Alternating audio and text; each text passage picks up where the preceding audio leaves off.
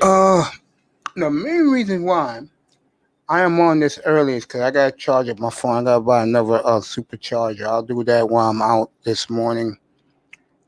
After I see my podiatrist, get my foot checked. I'm good. Matter of fact, I'm very good when it comes to that.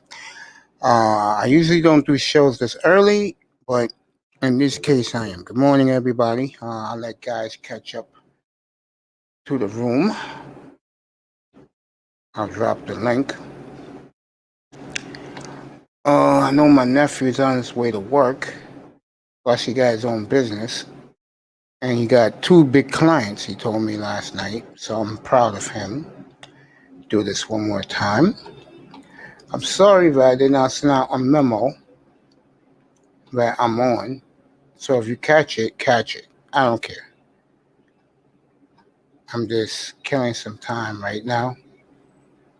And it's not bad to kill time with guys you like and respect. I want to first thank every guy out there who supports me, who enjoys the content, and appreciate what I do. I do appreciate you. See who's on the Manosphere right now. Platinum is on. I'm on. Cooler was on. I don't know what happened. Maybe Cooler just started. You take a check. Just looking at around the Manosphere.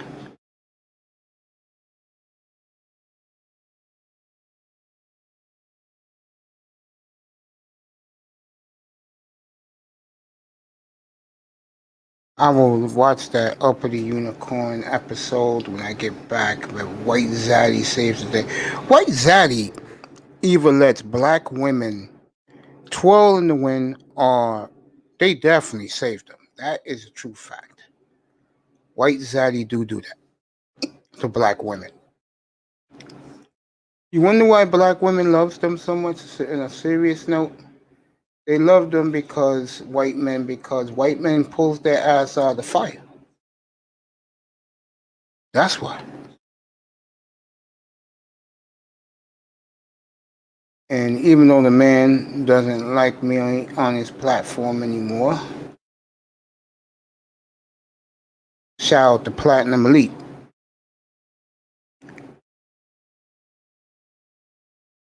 The only guy in the manosphere that's on right now is Platinum Elite. I can go over to Platinum, but I'll stay here. What the hell? Like guys, you want to come in, come in. Just chilling right now. But yeah, like I was saying, white man, or as they call him, white zaddy, always saves black women, or they let them twist in the wind. That's just the way white men are with black women. Just how it is. Nothing personal. It is what it is. Know what I'm saying?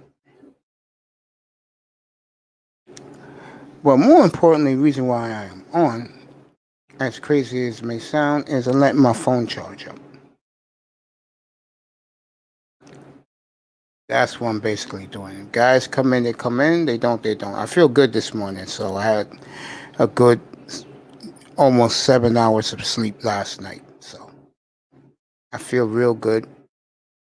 Ready to do a show today. Today, if it happens, I'll have the beautiful Vinsanity 5 on this platform before 4 o'clock. Anywhere between 3:30 and 4:30 hour, I will have Vinsanity 5. That will be an exclusive interview with me and her. I want to hear her perspective on the Miami Dolphins. I will introduce this lady to the manosphere today, and she's one of the biggest Dolphin fans on the planet. And the young lady does something else for a lot of you brothers in the manosphere will love.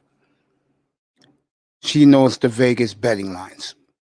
So I will have her today. Thank you, Esteban. Estefan, but he's Esteban. Thank you, my friend. I appreciate it.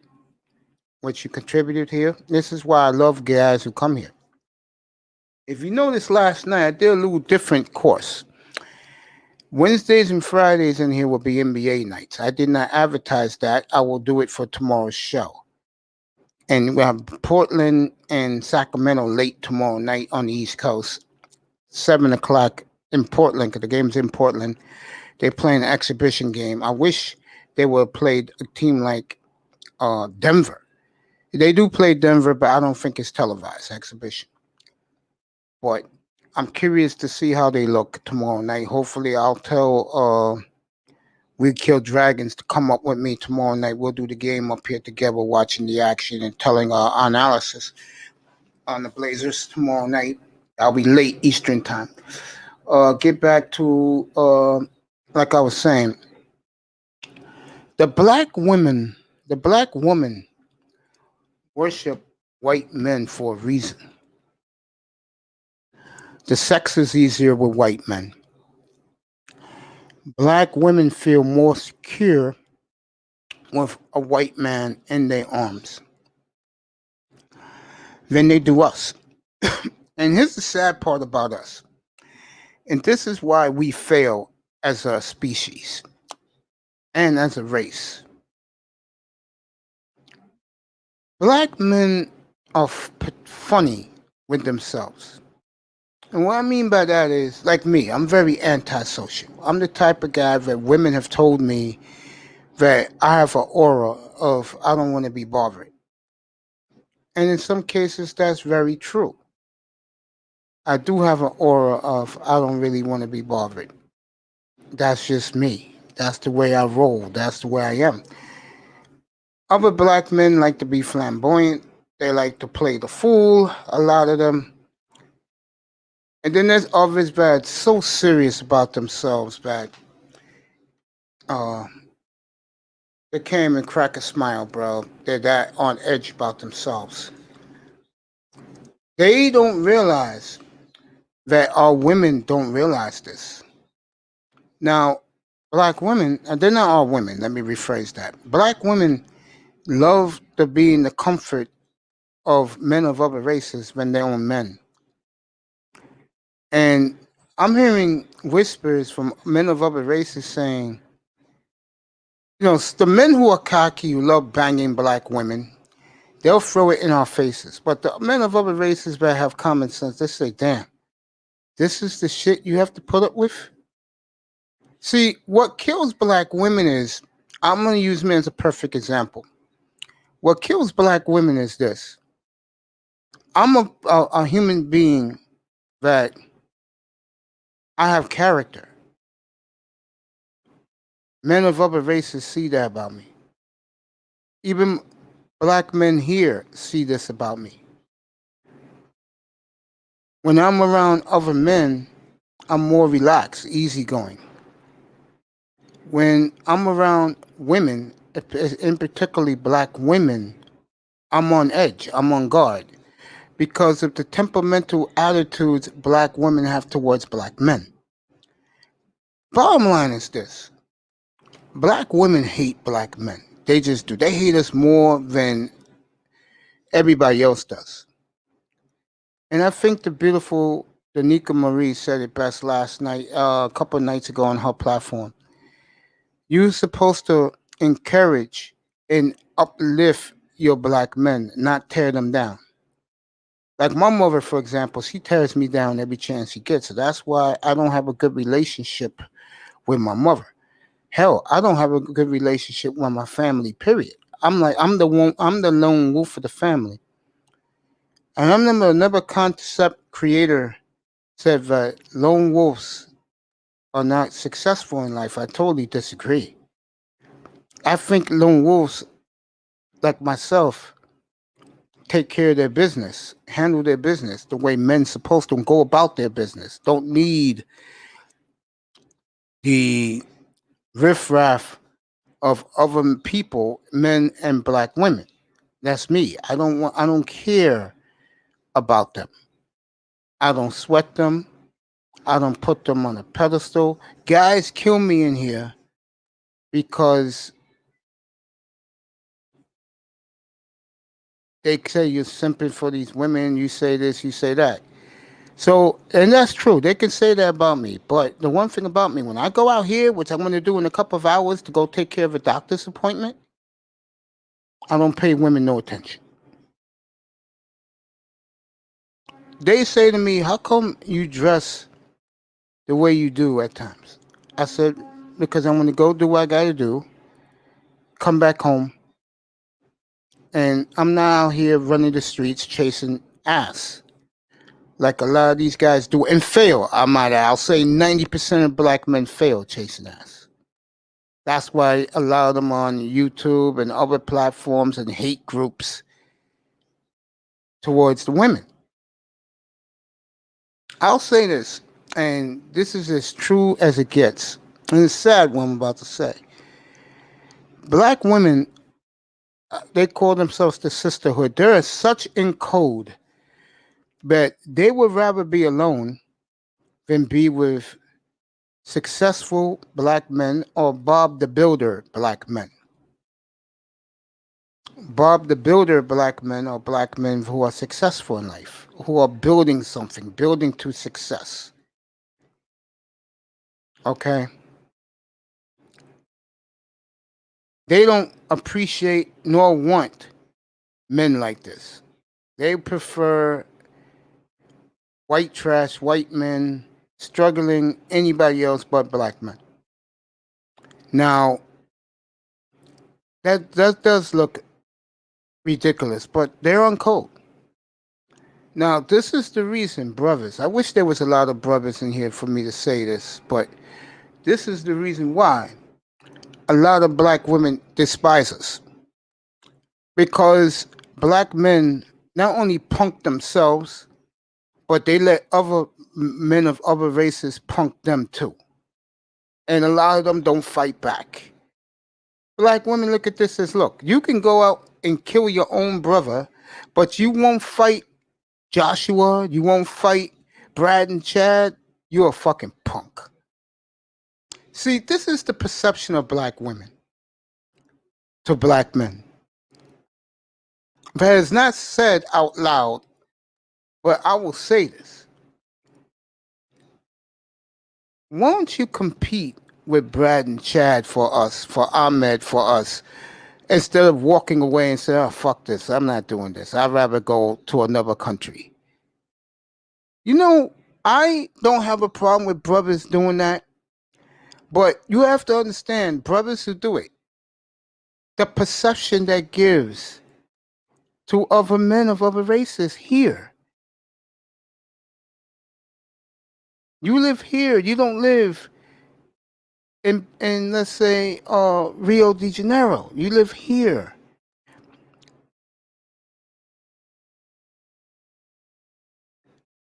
Now,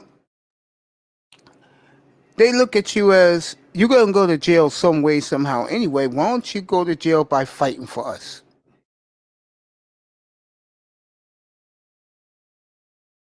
Okay.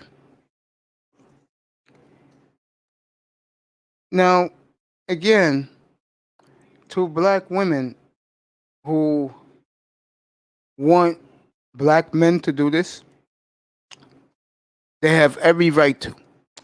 Back in the 70s, 80s, 90s, light skinned men were in for black women. Dark skin, brown skin was out. What's up, Sean? Good morning, buddy. How are you?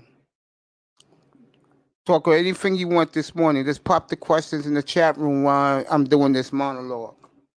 Welcome aboard, buddy. You're always family, bro. Gotta get you that jacket, I promise you. Let me get back to this. Black men. You got with Kamala in office, these next 4 years will probably be the roughest years you ever experience in America. You have two choices. You can either fight for the ass you want or leave. If I had the ego I had 10 years ago when I first lost my weight, let's say 20 years ago, I'll be out of here, bro. Because I know how bad it was going to be with this woman in office? So, pop some questions in the chat room, bro. Oh, you're not coming up. There's some questions.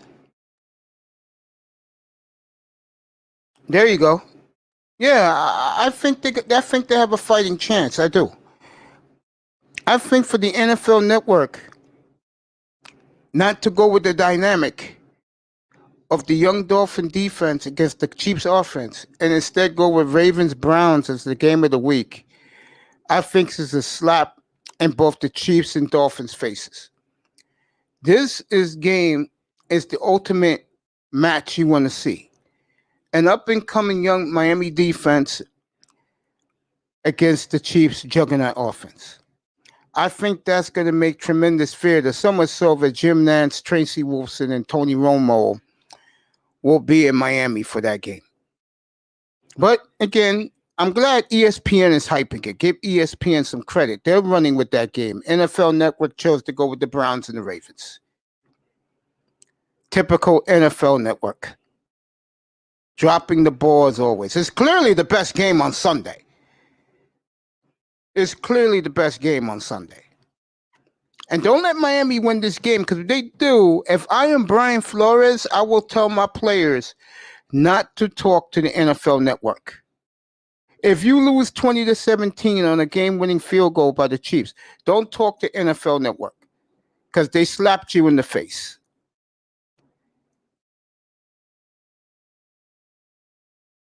Okay? They did you a disservice by slapping you in the face. Basically telling you ain't shit, Dolphin fans, for this week's game. Back to the black woman and black men. Black men, your biggest downfall is you have an attitude of you don't care. You don't care about the image you portray. You don't care about your swag. You don't care about your anti-socialness to the rest of society. I understand the reasons. We're not like black women. See, what black women did was they did what the white man tells you to do. They went out, got their PhDs, their college degrees, and they went the way of the white man's rule. Yeah, we're underdogs, 7.5 underdogs against the Chiefs Sunday, Sean Jones. We're underdogs in this society. We get stepped on, pissed on, shitted on more than anybody else, not even close. But black men, what your women want you to do is fight back.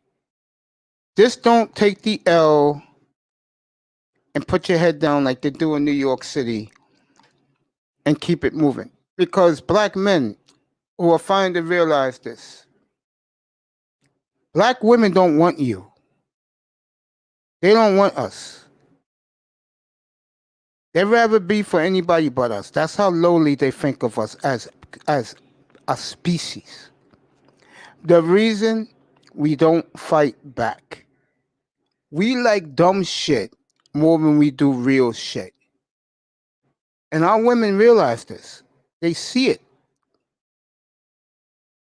That's why they don't mind being the play toys for our enemies. What type of women, because they have that's such low self-esteem, let men shit on them in their face and piss in them, fly all the way to the other side of the world to be degraded for money? And you don't fight back about it. That's why black women hate you. Let a group of Latina women let Arab men do that to them. And if you think Latino men ain't gonna land some landmines for those Arabs, you got another thing coming. Black men, I see it every day downstairs where I live. They laughing with them, saying, "What's up, bro?" Because black men, and I hate to say this, are the dumbest men on planet Earth. This is why black women look at you sideways. It's because, Sean Jones, keep asking me some dolphin questions or some nugget questions, bro. It's because you don't fight back. Instead, you're buddy with the enemy. Sean Jones, I'll be right back. My housekeeper's here. Hold up. I'll be right back.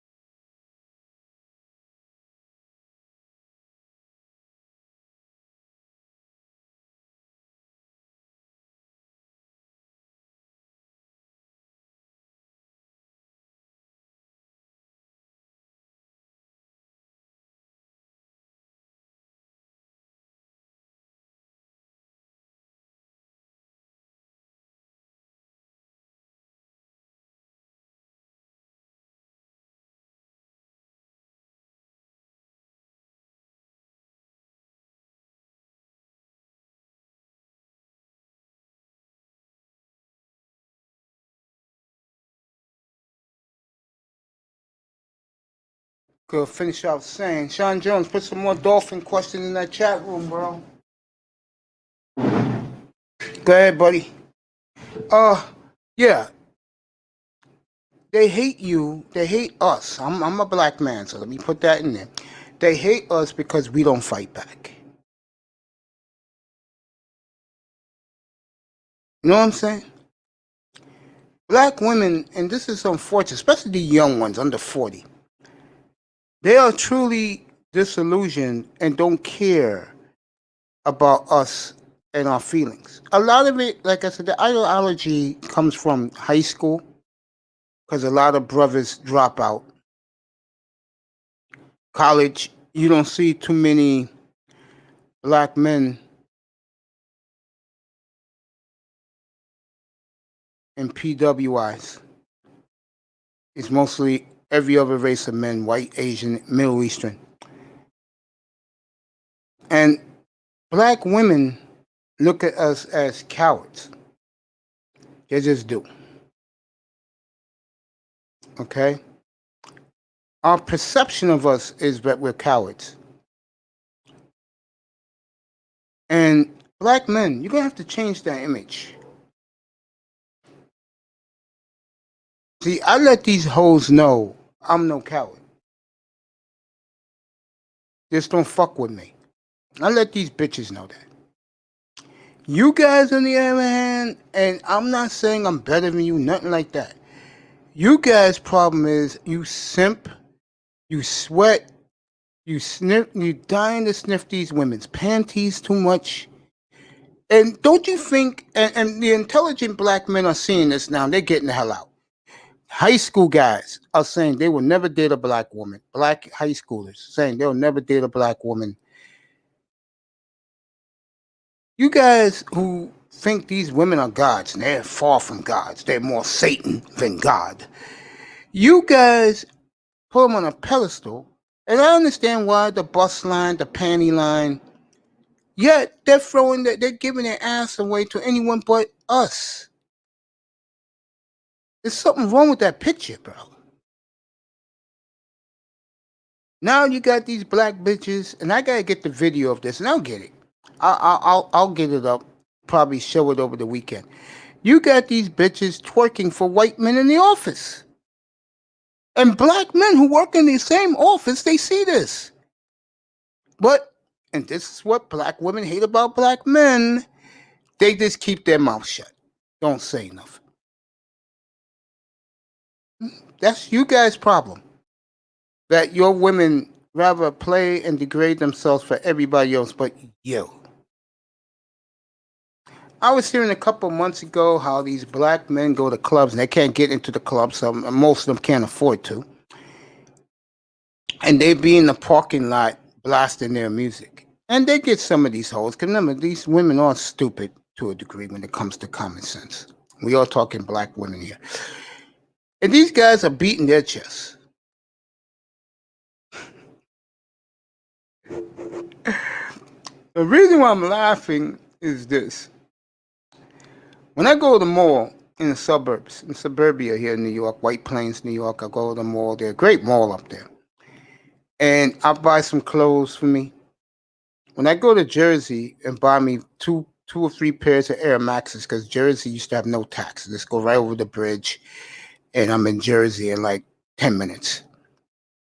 Or I go buy my jewelry. Brothers be glaring at me because I'm doing something which I worked hard for in my life and spend it. And here's the difference with me than other niggas. When I wear my shit, I don't give a fuck about these hoes. I really don't. I don't care about these bitches at all. I'm going about my business. Like I told you guys in the beginning of my monologue.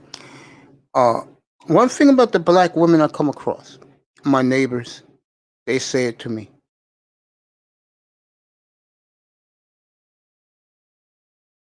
They say you have an aura about you that you do not want to be bothered with women. And that is so true. I'm one of these niggas that when I do me, which I do most of the time, I'm not going to sit here and lie. This is probably one of the few things I do for my brothers is this platform, and I love doing it. When I go about my day, I don't pay no bitches no attention. You may see a fine bitch walking down the street, panty line pumping, ass pumping. But you know, in your mind, you go, man, she looks great, boy, but I ain't gonna get that. So I keep it moving. Most guys be sweating it, hollering at these hoes. Yo, baby, yo, baby, yo. Dumb motherfucker. Brother man, do you realize 3/4 of the time she's gonna be the white man's play toy, doing work, after work, before work, bro? Do you realize this? No, of course not. Dumb niggas. Dumb motherfuckers. That's niggas for you, though.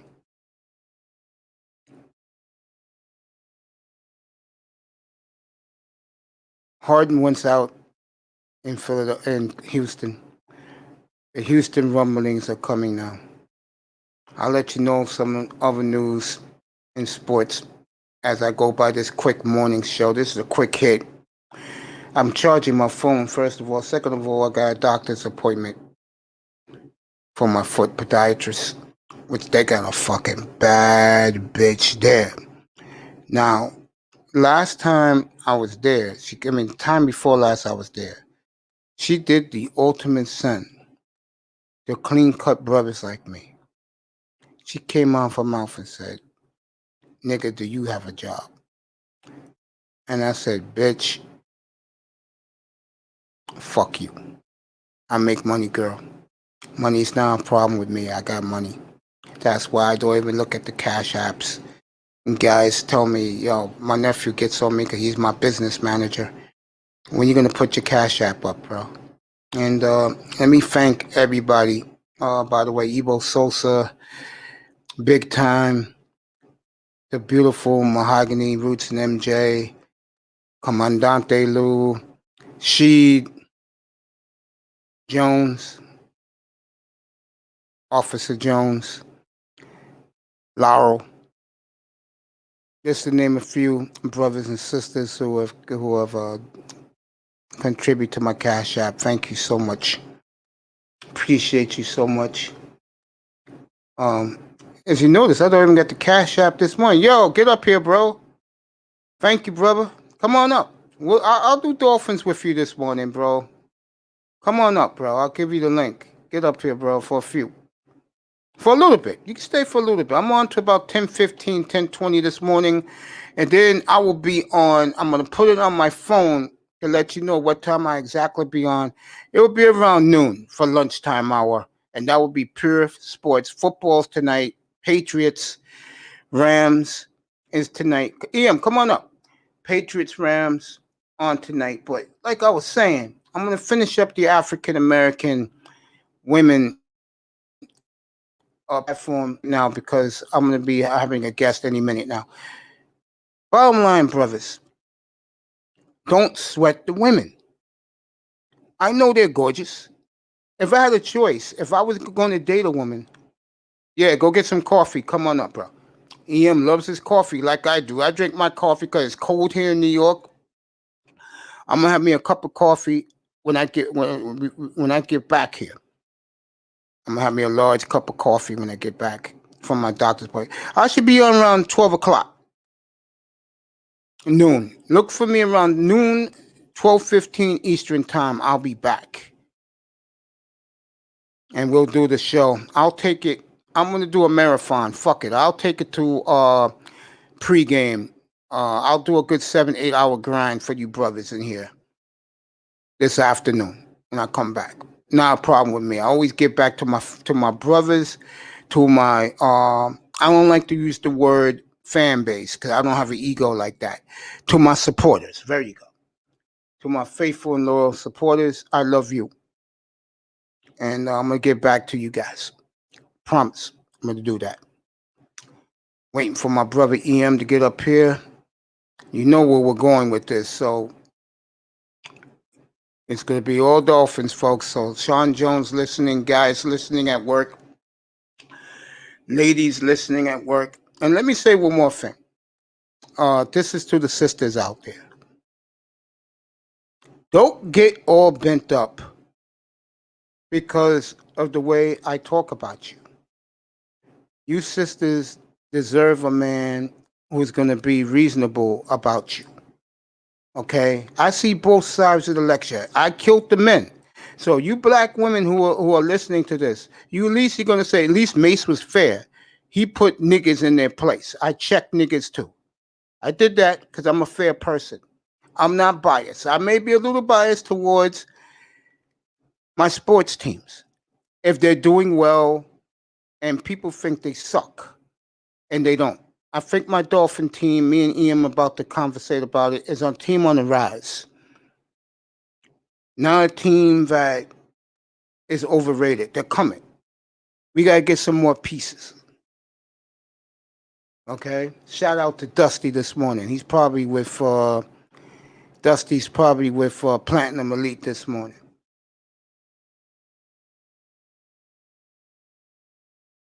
But I put the brothers in check for you, sisters.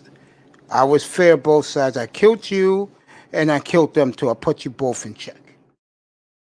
So I don't want to hear. Speaking of Platinum Elite, I'm gonna have EM and Platinum Elite up here. What's up with you, bro? What's up with you? You hear me? What's up, bro? Yeah, what's up with you, Bass? I'm good, man. Good morning to you, bro. I saw you was on. My charger blew out this morning.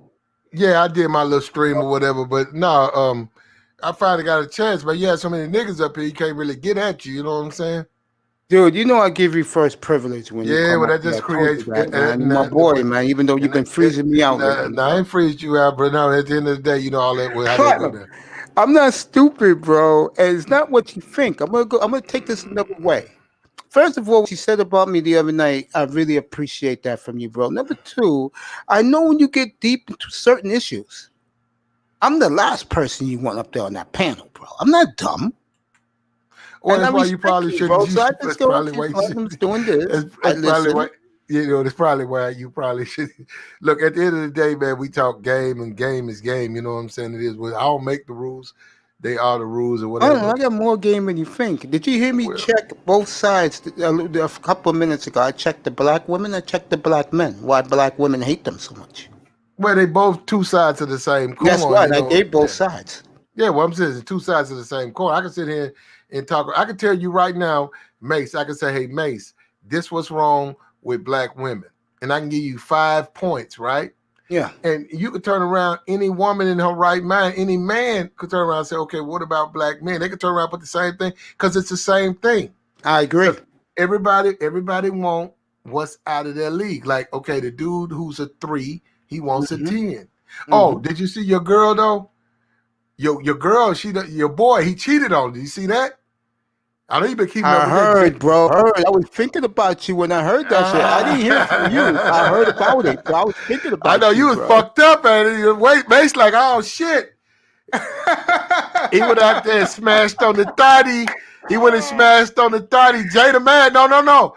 See, Jada, she don't want to leave, but she been hitting on her Twitter. She done put up like 4 motherfucking posts against him, right? And I sent her a couple of texts saying, you know, he old Atlanta thug. What you expect? You know he gonna cheat. She don't like that though, because she gonna think. But Mace, that's what I was saying. You gotta understand, she ain't no. Okay, look, that girl. I think she was on Nickelodeon. You know what Nickelodeon is, right? Yeah, of course. Yeah, Mickey Mouse Club type. Yeah, my nephew grew up on. My 2 nephews grew up on Nickelodeon.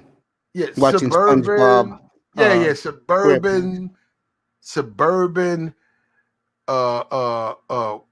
protected.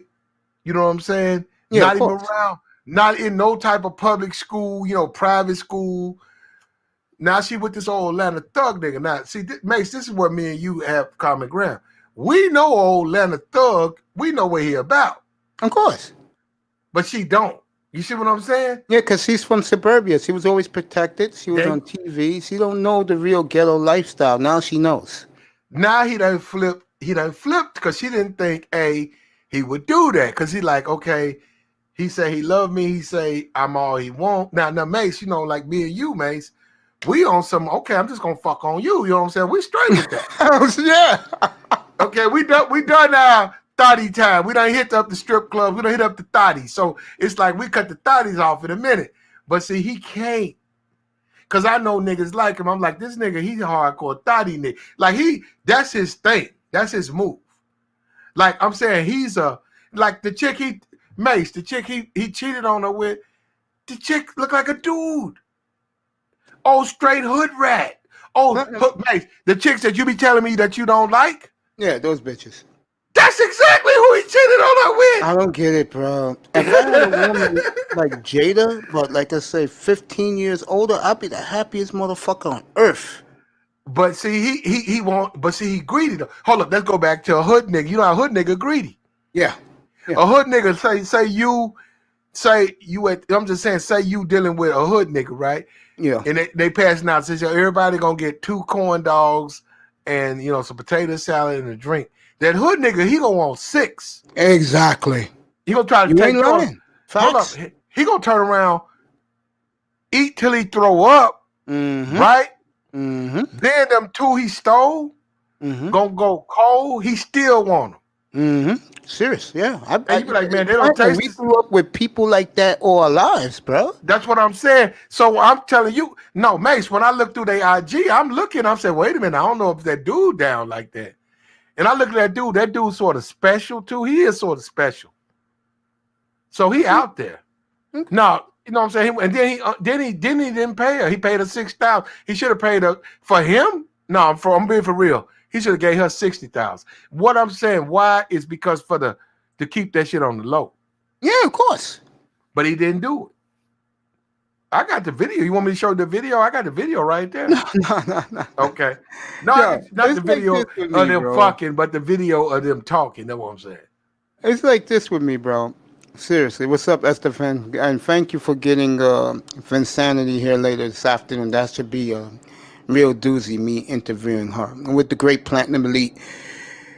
With me, bro, honestly, I was talking to Dusty the other night, and I spoke my guts with him. It was just me and him privately talking after the show, and I told him about the chick I was in love with for 2 years, bro. Let me tell you something. If that woman was my woman right now, not only would I wouldn't be doing this shit right now, Platinum, shit. As soon as that woman gets home from work at 4:00 in the afternoon, her bubble bath is ready for her, bro. But you got to understand this, Mace.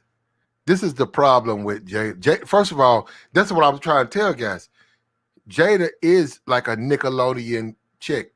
Yeah, I understand that. Yeah. She don't understand that. She don't really think these guys are what they say they are. Yeah, exactly. Like, I agree with that. Yeah.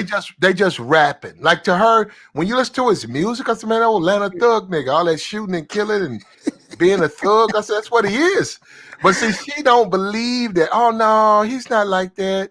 He's a nice guy, which he might be with her and the baby. But when he get around his boys, that's right. That's when it happens, bro. Hold up, getting a little smoke in him. Yep.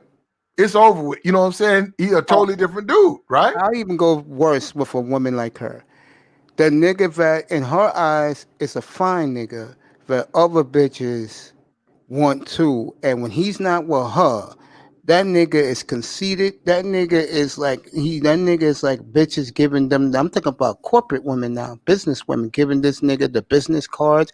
And then one day she goes through his wallet and she sees all those business cards from women. Mm-hmm. She's the type that she'll be fucked up with that too.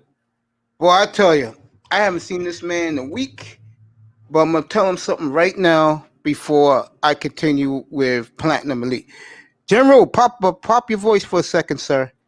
Yo, what's good? I'll man? be what's on again. I got a doctor's appointment at 10:15 your time in Texas. I'll be back at 11:15 your time, and then I want you to do the State of the Lakers address. But stay, because you're going to be part of this conversation, of course. Good morning, General. Yeah, what's happening? General, What's good happening, morning. Platinum? What's going on, What's fellas? up with you, bro? Yeah, can you hear me? How you doing, sir? Hey, man. Hey, I thought I Good. came up here to talk shit to you about the Dolphins. I didn't know you had to go, man. No, I'm going in about 2 hours from now, so I got plenty of time to talk Yeah, Dolphins. we ain't gonna be up here that long anyhow. So No, but Platinum, I want I Platinum. can't speak on the general, but I can honestly tell you I won't be up here for 2 hours. But go All ahead. right, Mick, I want you to stay. I know you won't, but I want you to keep talking about our girl, bro. I cannot No, believe we talking about Jay. No. See, that's what I'm talking about. I what cannot I'm believe trying to that tell you. dumbass actually went for a downgrade to cheat on her with, and you got one of the baddest young women on earth in your But bed this, every night. but this the thing about that though. If you really go look at London, Miss London, who he cheated on, that's really what he likes. And what I'm trying to tell dudes, because guys be looking at this and say, why would he want that? Like that's old hood rat bitch. Well, that's really what you think he is. He an old hood rat nigga. He just happened to be able to rap, which landed him a lot of money. But he old corner nigga. He an old dope dealing ass jailhouse nigga. His bitch come to the door naked. You come to visit them, you know what I'm saying? Or you trying to buy a bag or whatever, you trying to get a half ounce. The bitch open up the door topless. You know what I'm saying? You go back there, the nigga weigh the weed, you buy the weed. You know what I'm saying? You see a bunch of kids over there in the corner crying or whatever. The bitch walking around the house in a pair of panties with no top on, because that's how that's the type of nigga he is. That's the type of Platinum, nigga you is. be I know Platinum, that's you the be way it is, wild, bro. boy. No, that's the type of nigga Platinum, is. you. So you It's see, true, get with a bro. suburban I chick, could be giving easily old see that, suburban bro. chick. Morning, Esteban. I could He get with old upper seriously crust chick, see that. even though he Seriously see that. this the problem he Morning. got though, Mace. This is the problem. I'm gonna pass the mic. Hold on. This the problem. He can fuck the motherfucking dog shit out of Jada, right? Yeah. But he cannot. He's sexually frustrated. And I'm gonna put it like this here. A lot of men like that. A lot of those men tend to be alternative lifestyle. In other words, No way, Dusty. I mean, no. Wait a don't minute. worry, Esteban. We'll get there. In other words, they can sleep with a woman Yeah. and sexually even have babies with that woman, but Yeah. they have an itch they can't scratch. She can't True, scratch bro. that It's itch. sad, but it's So true. you wind up hearing about them. Oh, you got caught with a TS. You got caught with a trans woman because it's an itch they can't scratch, and they gotta try to get that itch scratched. Even though the bitch be bad, she can't scratch that itch. And I'm telling you, with him, I already pegged him out. I know it's a million little babies out where I'm at. I'm saying that dude, he like them hood rats. And if you like that hood rat, Jada ain't no hood rat. I don't care how No, she try she to ain't no fucking act. hood rat, bro. Jada's He a bad he bitch. won't he like a hood rat. And then we'll say Bad something little that thing, hold bro. up. She even said it herself. Said this nigga literally destroyed me. He was paying for it. I had a dude literally destroy me in the bed. I never had a man come at me that hard. Even with all her porn and trying to make movies. She said she ain't never had a nigga literally just try to knock her through in the next Good for week in him, the bro. bed. Good for him, bro. Platinum, Good for something him. else, man. Nah, I'm gonna mute up. Go ahead, man. No, Platinum, I'm bro. just Keep listening to talking, you. bro. Go ahead, General. General, go ahead. General, go ahead, bro. Listen, man. Platinum, we had this conversation over on your platform. I see two things wrong with that. I'm sorry. This is just how I see it. Two things.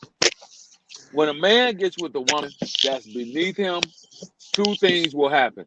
Either he will elevate her up to the position of where he is, or she's going to bring him down to where she is. You understand? On the flip side, when a woman gets with a man that's above her, right, standards wise, living wise, money wise, what have you, two things going to happen. Either she's going to bring him up to where she is or down to where she is, depending upon who's above who. Because that's what they talk about when they talk about being equally yoked, right? So you got a young lady who came out of the suburbs who got with a Atlanta hood nigga from the projects. Look at what's happening. Hey, You know the sad look thing at what's is, happening. Generally, you know what the sad thing is, and Platinum know this better than She anybody, needs. maybe even Esteban. Those type of girls who are suburban, they love those type of dudes, though. That's what I'm They saying. really do. This is the problem that where I see it. This is the problem that we have Yeah, because well, now hold up, Jim. Just to she make got Mace, destroyed. What's up? they think they do. Yeah, seriously, But see, they this, think hold, they do. You're right. this is the problem, Mace. And this is the problem she's dealing with because she doesn't, she looks good, she got money, he got money, celebrities. This is the problem, and that she's fucked up with right now because she done posted a couple of times.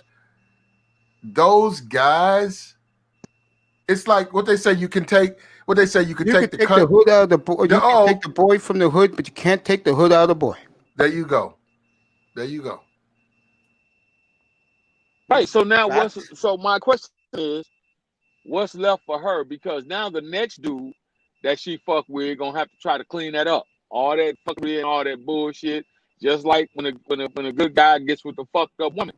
Most times, often more so than not, the next woman got to come in there and she got to deal with all his fucked up behavior and all that bullshit.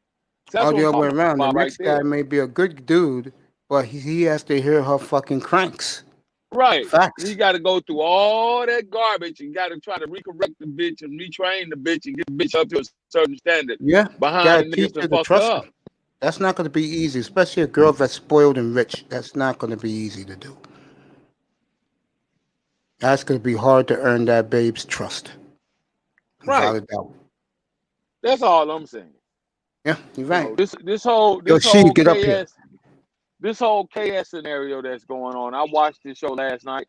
He did a good job, in my opinion, of explaining what actually happened. And now that the whole video is coming out, you got people that still don't want to see it because I heard one chick say on the platform that he was wrong and he was fucked up for telling her. I don't think the man was wrong, in my opinion. I don't. Yeah, it's I crazy, don't isn't think it it? was wrong. Yeah, it's crazy. It's crazy. And this is the part that rocks me, General Platinum Esteban. Good morning, she. That rocks my mind. You got something like that you come home to? Something like that's loyal to you, and you fuck that up because of some dumb shit, swagging with your so-called boys. And now look what your so-called boys, dumb niggas, did to you. You had one of the baddest young bitches on earth, and now she's out, bro. And don't be surprised she takes the kid with her. Yeah. She's out, bro. You had But one of the baddest young bitches on the planet. But see, that's what I'm saying though. But see, this, okay, now hold on, I'm gonna make my point. The reason I said that Miss London bitch, real Miss London, whatever that bitch is, porno bitch, the reason that bitch is really cut for him is she don't give a fuck about him fucking other bitches. Yeah, that's the He perfect go out there one, and run bro. that fucking score up. That bitch don't care shit. Walk around half naked. Yeah. You know, titties out. When James Harden come on that shit, try to suck on. He had to take that bitch and put that bitch on a leash. When he bring them NBA niggas out here, literally put that bitch on a chain to keep that bitch off them niggas. You know what I'm saying? Yeah, Put that bitch in a cage. But that's the type of bitch that he built for. And you know what I'm saying? Oh man, I wish But I was up there this morning, but my phone's been having problems. I usually in the middle of the night. I want you to do me a favor though, Platinum. Can you go on tomorrow morning and get me through my treatment, bro? Because you get me through my treatment, man. I'd be I go laughing my on when ass I off. can. If I'm not asleep, I'm good. Yeah, man, please, bro, because you get me through my treatment, I'm good. bro. Yeah, we gonna good. I appreciate you so much, man. I gotta send No. you a Christmas card, bro. Okay. But anyhow, look, and I'm saying now, hold up. Funny as fuck. Is anybody up here doubt anything I'm saying? See, a lot of these dudes don't understand. I know they keep thinking I don't. Like, I'm just making shit. I'm around these dudes. That's why I love you so much. I'm saying I know how they think. I know. I seen plenty of dudes with bad bitches who went and fuck with the ratchetest rag. No, I'm talking about the raggediest. I know niggas who millionaires and bitches is queens. And they come to the club and they want the ratchetest bitch in there. I be like, whoa! You And know like, what it is, bro? You plan me. You know what it is? And I fell fall to this when I first lost my weight. And I had a bad bitch that if I wanted her, she was sweating me, no lie, bro. We like to experience a ratchet bitch at least once or twice in our lives, bro. You know why? Because we like it when they get into their moods, bro. They start yelling, screaming, cursing, bro. I had a bitch one time, and no joke, bro. I told her, true story. I said, honey, my baseball jerseys are more important than you.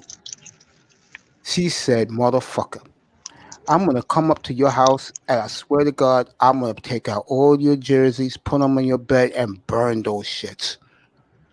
So one day I came home from work, bro. I used to work at night. I came home around 11 in the morning. I had a dentist appointment, and I noticed someone's in my house. And I go to my room. I'll go get my shit.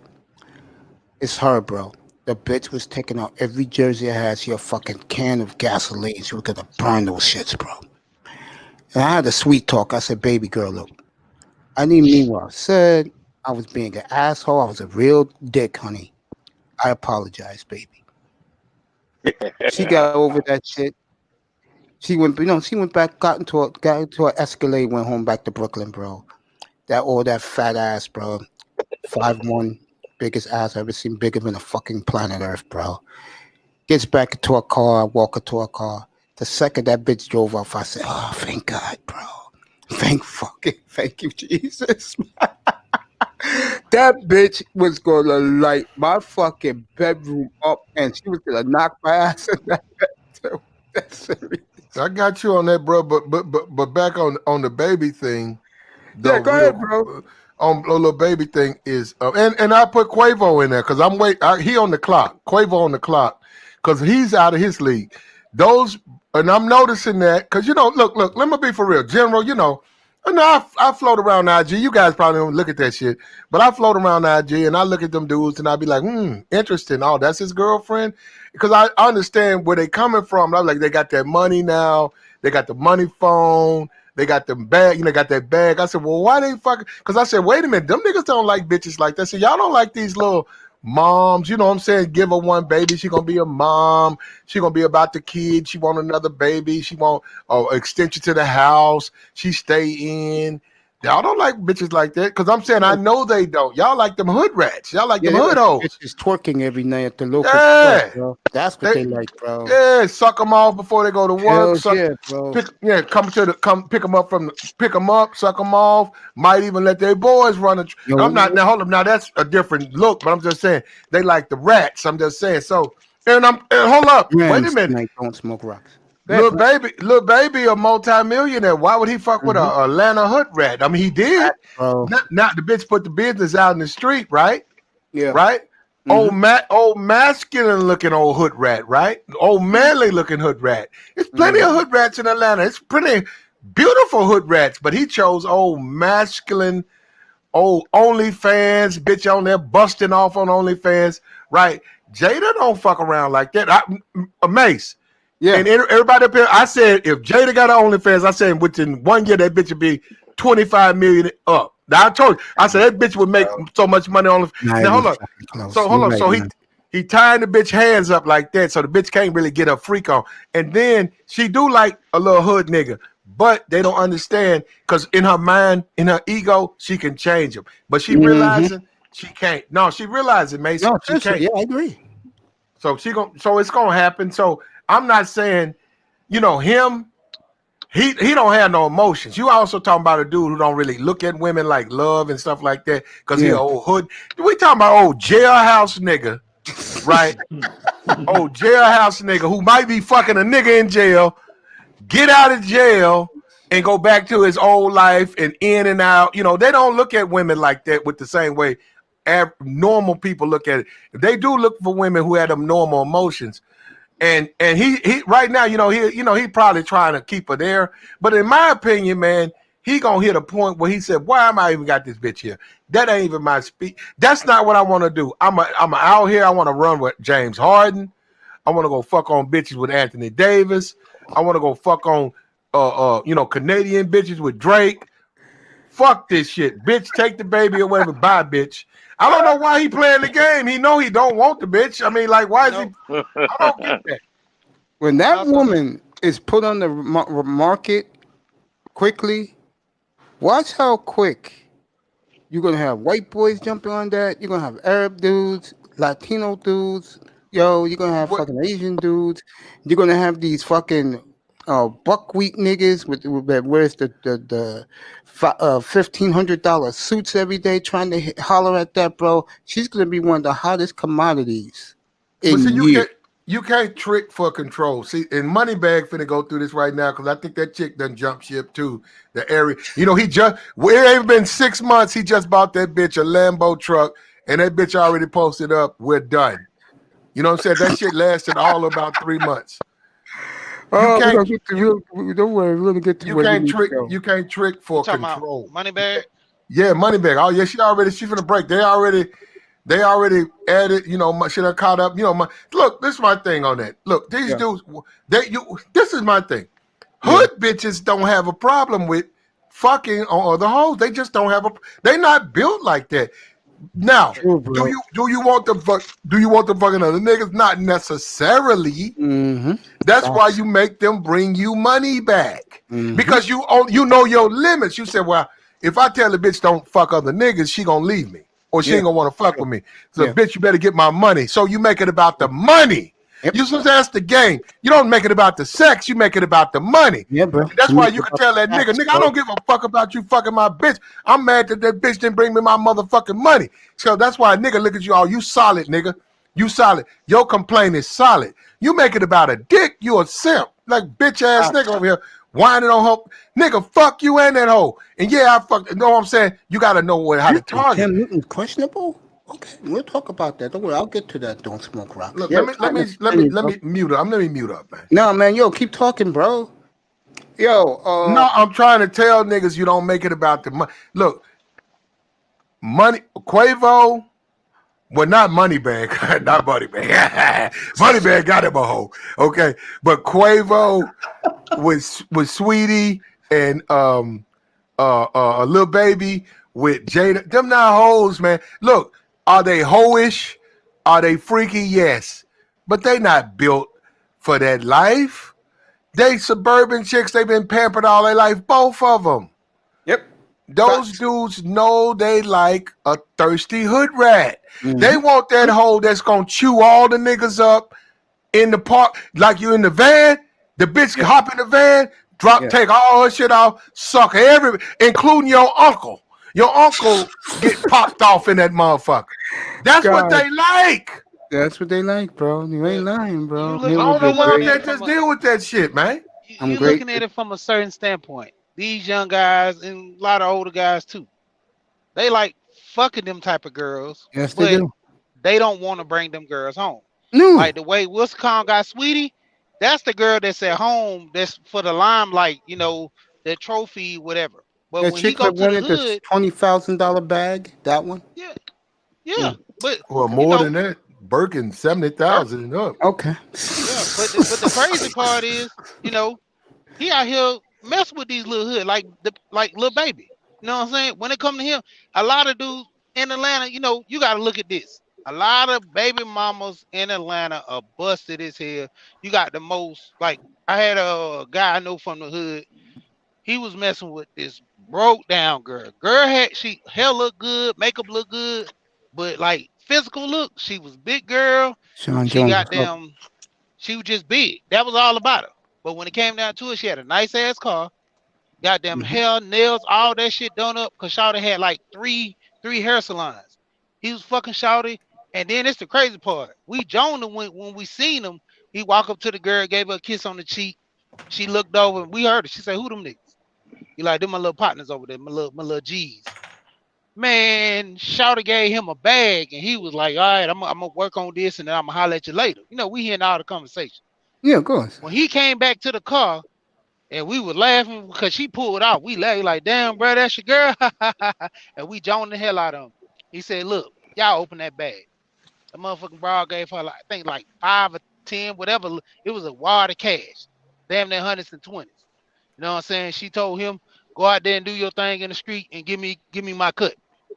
And he was like, see, that's what happened. Y'all boys be up there looking at them bad looking broad. He said this with the girls that y'all don't be fucking with missing. Because all they doing is just fucking them for a purpose. Because most of them hoes, they either doing two things. They giving up the pussy freely or them motherfuckers got money. So that's why in general, most guys are fucking on them girls like that.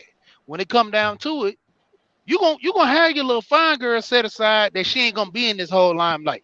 You know, there's dudes that go fuck girls, and if a girl meet them in public, she be like, "Who the fuck is that? Who this bitch is?" Hey, baby, calm down, No, because she don't but know about that lifestyle. bro, they can't. Okay, look. Okay, let me shut up because I don't know Jada Cleaves. I don't know that woman. Okay, for all I know, they gonna get married. They're gonna get married tomorrow. For all I know, I am telling you that most women like that who got options, they don't want them niggas like that. Do they want a old hood nigga? Yeah, but they want a hood. Okay, they want the same thing he want. They want a hood nigga who keep his dick at home. That's right. They Facts. right. He want a suburban bitch who just gonna be there for the kids, but stay fine. Niggas want her, but Stay in she just shape. for him. Mhm. Okay, so it's a tug of war. And I'm telling you, I done seen the bitch tweet. She done put up 3 tweets, all them females all in her box. Why you letting him get away with that? She like, bitch, you don't know me. He ain't got away with shit. Just wait. She putting that on her Twitter, which he looks at. She putting that out there for the public to see. That nigga ain't did shit to me. You got me fucked up. You just wait and keep looking. Because there's all types of women who fuck with her. Bitch, why you let him get away with, why he doing you like that? So I'm just saying, you talking about a bitch that's in her feels and love. Well, that bitch is 20, I think, or 21. She don't know no better. That's why she getting used like that. And he old hood. Look, bro, if I knew that nigga, if Lil Baby was my motherfucking nephew or something, I'd say, hey, look, bro, check this out. Let that bitch go, man. You done got what you want out of her, man, but you really need to fuck with this London bitch. Y'all go ahead and knock walls down with that bitch, because that bitch like you, and that's your type. Yeah, man. Facts. That's I why. agree Okay. with that. If you a dude that you fucking all the time, your old lady, then you fuck outside your marriage, you literally bust that bitch in open. That's telling me you ain't fucking your lady. You so reserved. Because a lot of I can see Jada Cleaves telling them, don't put all your weight on me. Nigga don't weigh but 100 pounds. Yeah. If that. So Don't put all your don't put all your weight on me. Wait a minute. Okay. Are you done? Goddamn. You ain't done yet. Yeah, when he fucked with that Atlanta Hood Rat was like, come on. That's all you got? That's all you got? Turn it up. Turn it up. You're right, Throw it man. back. Yeah. Let me read these before we get back to the panel. I have Estefan here this morning. I got the brilliant EM this morning. I got the big enforcer, Sheed. We here. Of course, salute to the general. Okay, and his handsome self, and of course the phenomenal, great Platinum Elite. I'm gonna read this, and then we'll get right back to what we're doing. Patriots allowed 15.3 points during the streak. Yeah, but look who they played. New England started out 2-5, but they're 4-1 across their past 5 outings and can't be eliminated. Facts. And will Cam really return to the Patriots next year? Hell's no. All right. Go ahead, Platinum. No, let the general go. Go ahead, I'm done. General. No, man, y'all got it. I just can't believe. I know you want to talk about the Dolphins today. I know. We'll get to the Oh Dolphins. no, I'm just look. Well, then if I can go, okay. My No, I thing want is you to this. stay, bro. You stay to No. it. What I'm saying, if I can speak, I'll speak. What I'm saying is this. Just like people look at all these rich celebrities, look at Eddie Murphy. You know he's divorced now. Well, you look at all these rich people and stuff, and they say, you know, they live in this certain life, and if I had money like this, but those people go through the same problems we do. And what I'm saying is that I'm noticing there's a trend, in my opinion, because you look at a guy like You look at the New York dude, Remy Ma, and what was that dude name? Ah, I know who you're talking about because Remy Ma and I know a little about Remy Martin. what does he call himself? I forgot. He used to rap for Skinny he worked brother, with Timberland and Papoose. Goop. Papoose. There You you look go. at You talking Pap. about Papoose? Yeah, you look at Pap and Remy Ma. Yeah. Pap and Remy were together before Remy caught that charge. And Pap was like, that's my girl. I fuck with her. And she went at that time, and Pap stayed down. She got out. They got married. You see what I'm saying? And what I'm saying is, Pap old hood nigga, Remy old hood bitch. They were together. They were linked. Pap didn't try to go out and date. What's that bitch? I don't even know her name. But I'm saying he need to go try and date some bitch out his league. I'm trying to think of that bitch. What is that? Old Town Road bitch. The bitch who was behind that. The little young white bitch. Are you joking? Miley Cyrus. Yeah. You didn't see Pap out there trying to fuck with Miley Cyrus. What I'm saying is there wasn't no connection. But he could have been because he was in them circles. He could have been like, hey, I want to take you on a date. She would have went on a date with Pap. And then, I'm going to do my Papoose thing, but then you stay home and raise your kids. That's what I'm saying. And a lot of these Atlanta rap, a lot of these rap niggas are trying to put these bitches in their pocket like that. And I'm telling you, man, with this IG and the thotty thing and all that shit, these bitches ain't gonna let these niggas. And let me holler at that bitch. That's what I'm saying. Them niggas just don't know. Yeah. Let me holler at that bitch. Let me holler. I can't get to them. Man, they ain't gonna let me nowhere near that bitch.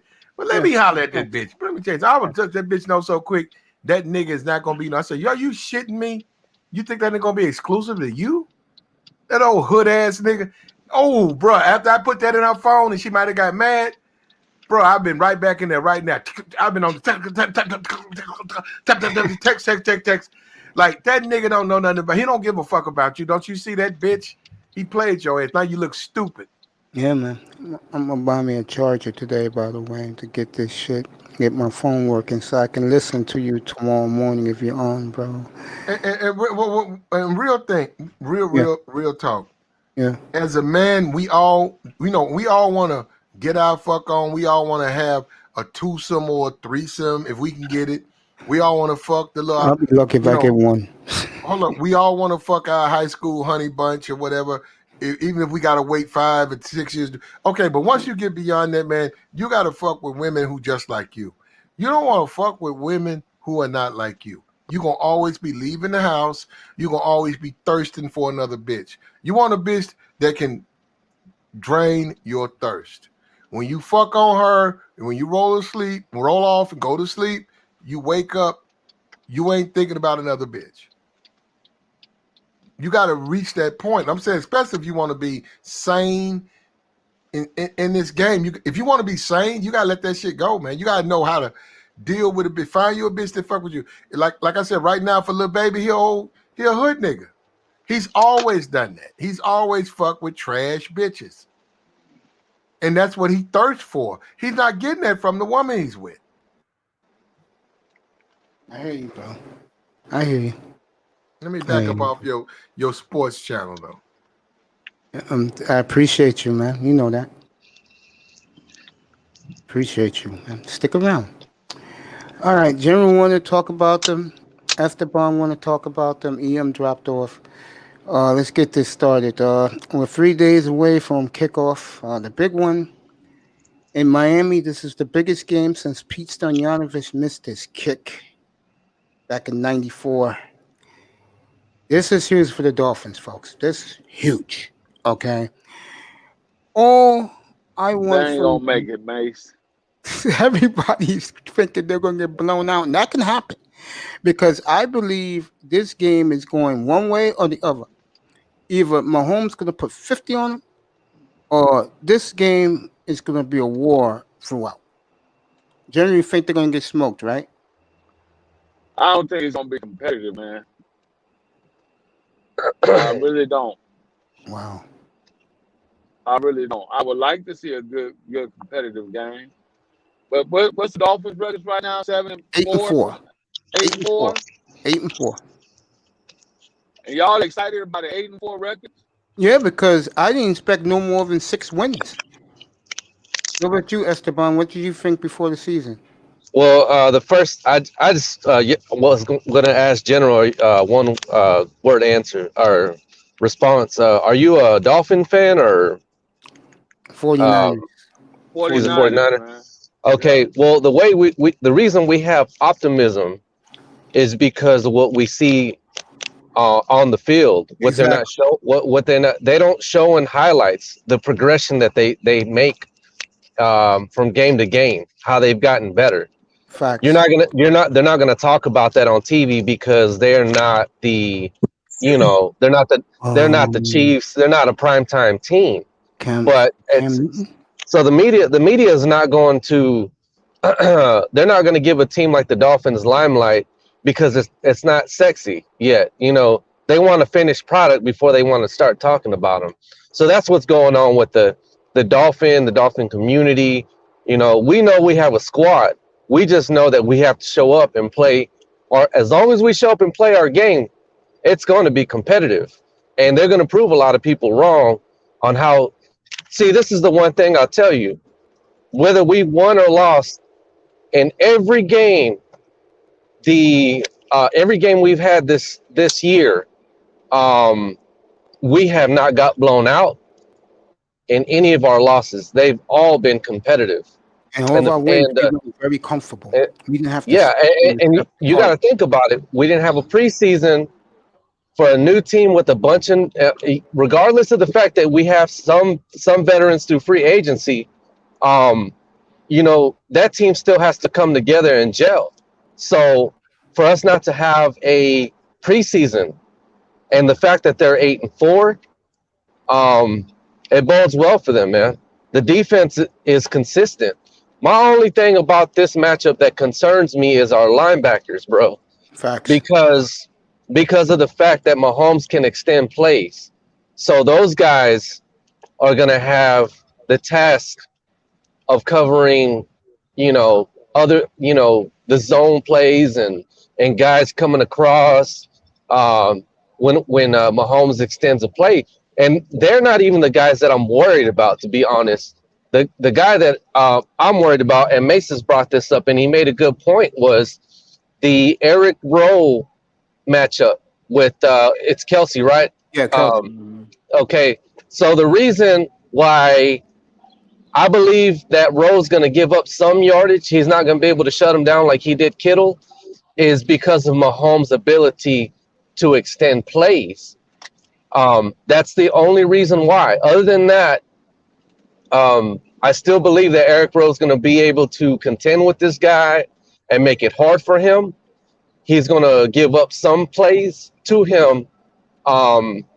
He's going to have some success against Rowe, but I don't believe he's going to be able to completely, dominate Rowe. But Rowe has proven to be, just as good as X and Byron in our secondary. So we match up well on defense. I'm not going to lie. I believe we do. I think they're going to cook something up to minimize their run attack. But all in all, man, we're letting the dog off the leash in this game. We're gonna let this pup that we nurtured for the past 2 years off the leash and go against the big dog. So and everybody's gonna get to see it. You're gonna So play hard. I believe that I'm speaking from a fan perspective right now. I don't know what's going to happen Sunday, just to be completely honest, with the unbiased opinion, but speaking from a fan perspective right now, I expect them to show up and show you something on Sunday. I agree. Something has to happen. It's just time. We've invested so much, Oh, something gonna happen, pretty all right. positive. You Something right. positive is what I'm Yeah, saying. it's gonna be positive. They won't get shut out. They probably won't allow them to score 40 points or 40 or more points. That'll be a positive. Well, I'll put it this way though, man. Okay, this is the fan. I think we can beat them though, man. I think we can. If we go up tempo, If we go up tempo the way we did against Cincinnati in the second half, now keep in mind, I know everybody wants to disrespect that team, but that's a decent team. You can still get in the reps for a team that needs that, which is what we needed, was reps. I think that if we go up tempo against Kansas City defense, that's going to be the best way to attack them offensively. If we do that, then our defense is going to be able to hang with their offense for most of the game. And in that scenario, the tables are turned in the favor of our team. So I'm just saying, don't be surprised if we end up winning that game. That's all I'm saying, man. We're not a scrub team. We're not a 8-win team that has an identity crisis like the Raiders, bro, where you have good wins against Kansas City, but then you lose to lowly teams. We haven't had that happen this season. And I don't even say that the Bronco loss was that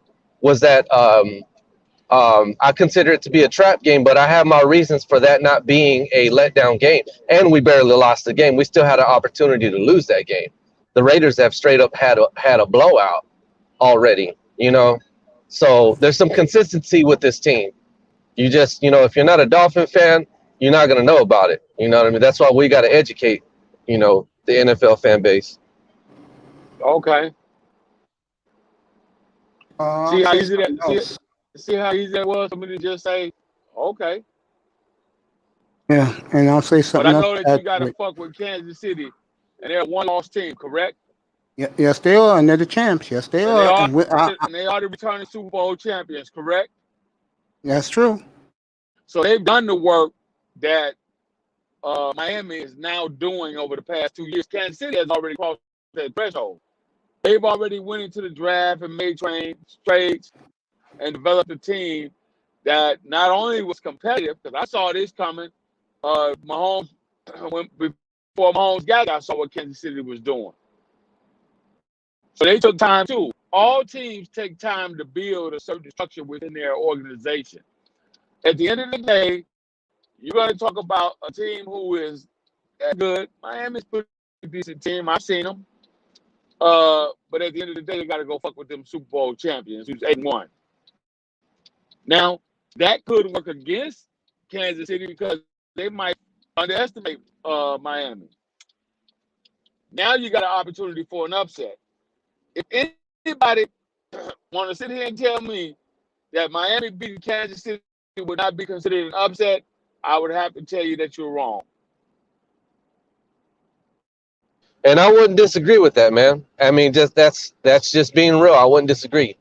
But when I speak as a fan, I'm telling you, man, we are a competitive, nasty team, and it ain't going to be easy. Even if you do get the win, it ain't going to be easy. But just speaking from a realist standpoint, which was what we started with whenever you just stopped talking, just talking X's and O's, man, I just see that Andy Reid is going to attack our defense at our weakest point, and that's our linebacking core. We have injuries. So that's my concern in this game. How if he can exploit that, that's my worry. You know, just being a realist going into the game, just talking the X's and O's, man, the facts. That's what concerns me. You know, on the offensive side of the ball, I'm not going to say I don't have concerns. My only thing is Chan Gailey just has to have a rhythmic game for Tua. Like, he has to call the plays at the right time and create some kind of confusion with their defense. And at times I've seen that it seems like he's struggled with that this season. And I think some of that has to do with the personnel, man. The guys out on the field just not executing sometimes. And some of the times it's him, you know, with his play calling and vice versa, man. But I mean, we showed to not do that last week. We just had to continue what we did last week in the second half. And I believe it bodes well for us. So that's just that's just a realist perspective, man. Just the X's and O's, man. Okay. I'm gonna add to it because, it's like I've been saying, I don't expect them to win, General. I don't expect them to win. But I think, like I said, some of the matchups, like I'll give you another one. Chiefs give up 4.8 yards on the ground. Miami doesn't run the football Miami. well, but I think that if they go to the running game just to test it out and take the pressure off Tua, and if it's successful, that's going to help. But I don't worry about us scoring. I worry more, like I said, with the matchup is our defense against their offense. And Esteban said something interesting when he started his point. The national media, especially ESPN's running with this game. I'm glad they are, but NFL Network totally dismissed this game and is going with Browns and the Ravens. And the reason I think is not that they don't think Miami can win. They don't know what the quarterback can do. And what I mean by that is something I've been arguing with guys up here, Jeremy. You heard it. Guys think that the Dolphin fans, a lot of them think Tua should be throwing 5 touchdowns a game.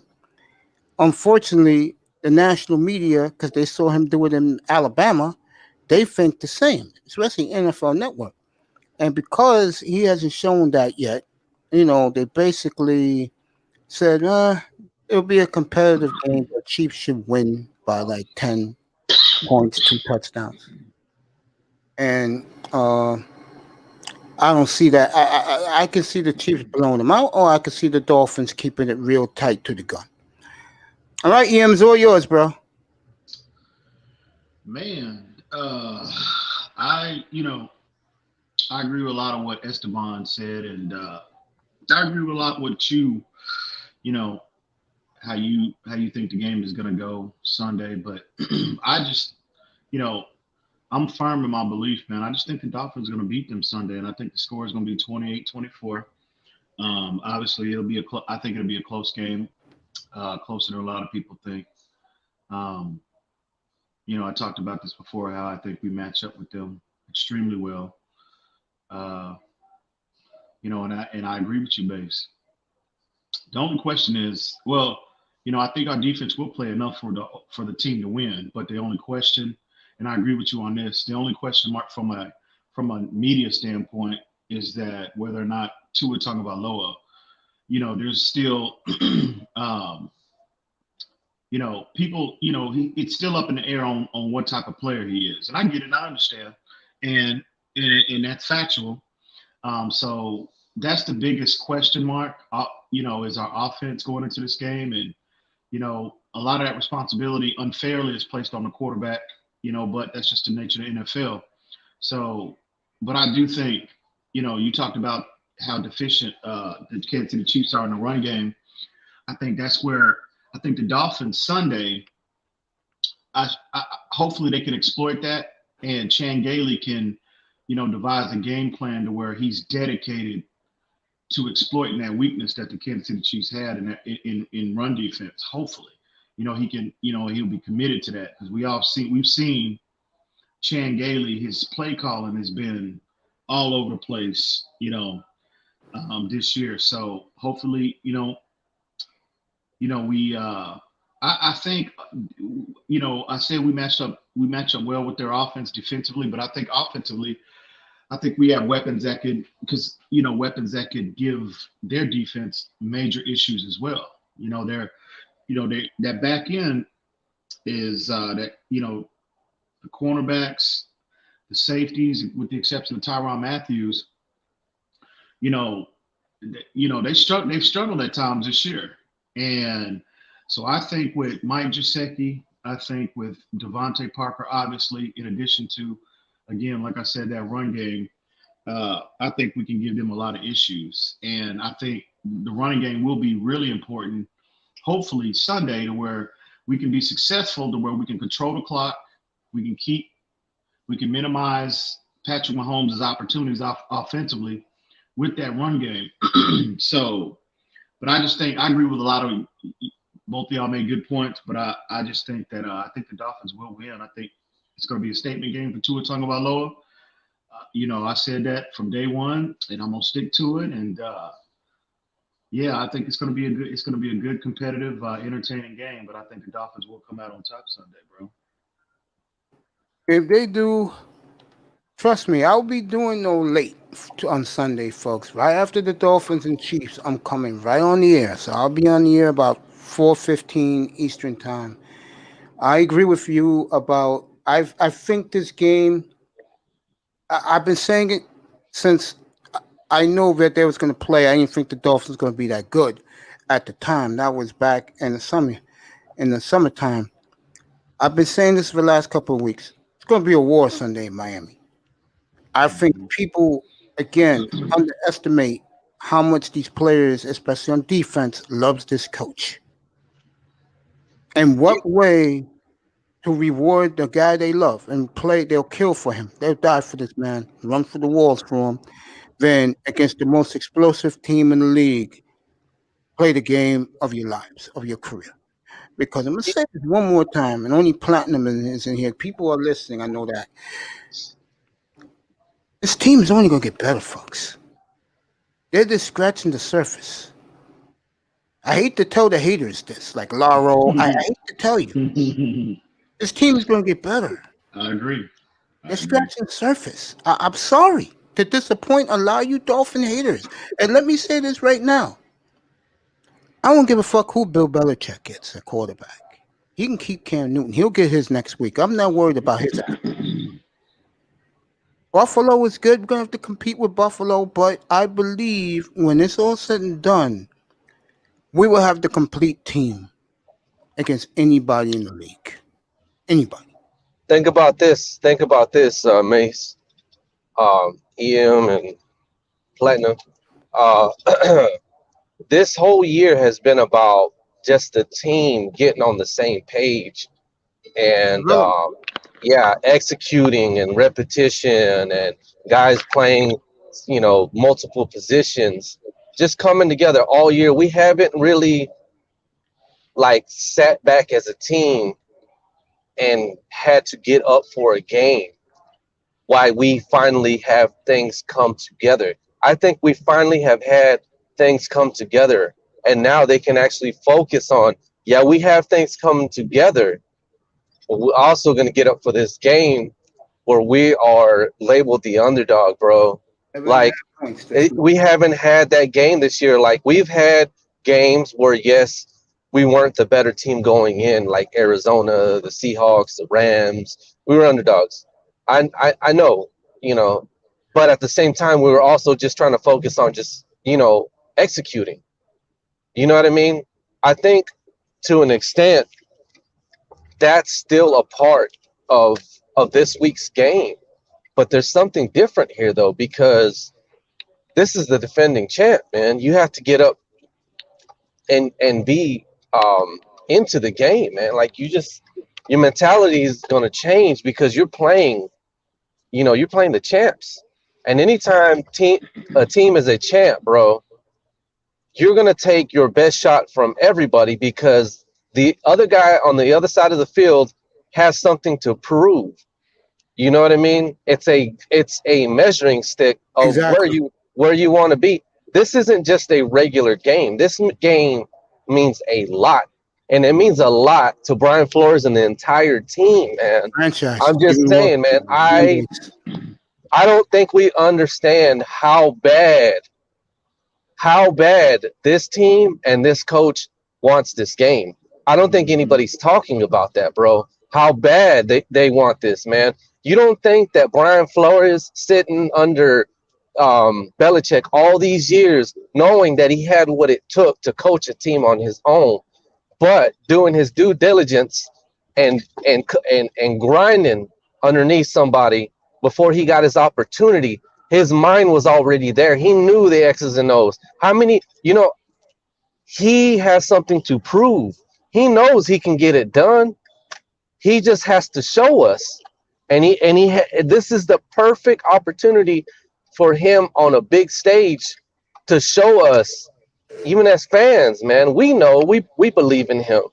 But to actually just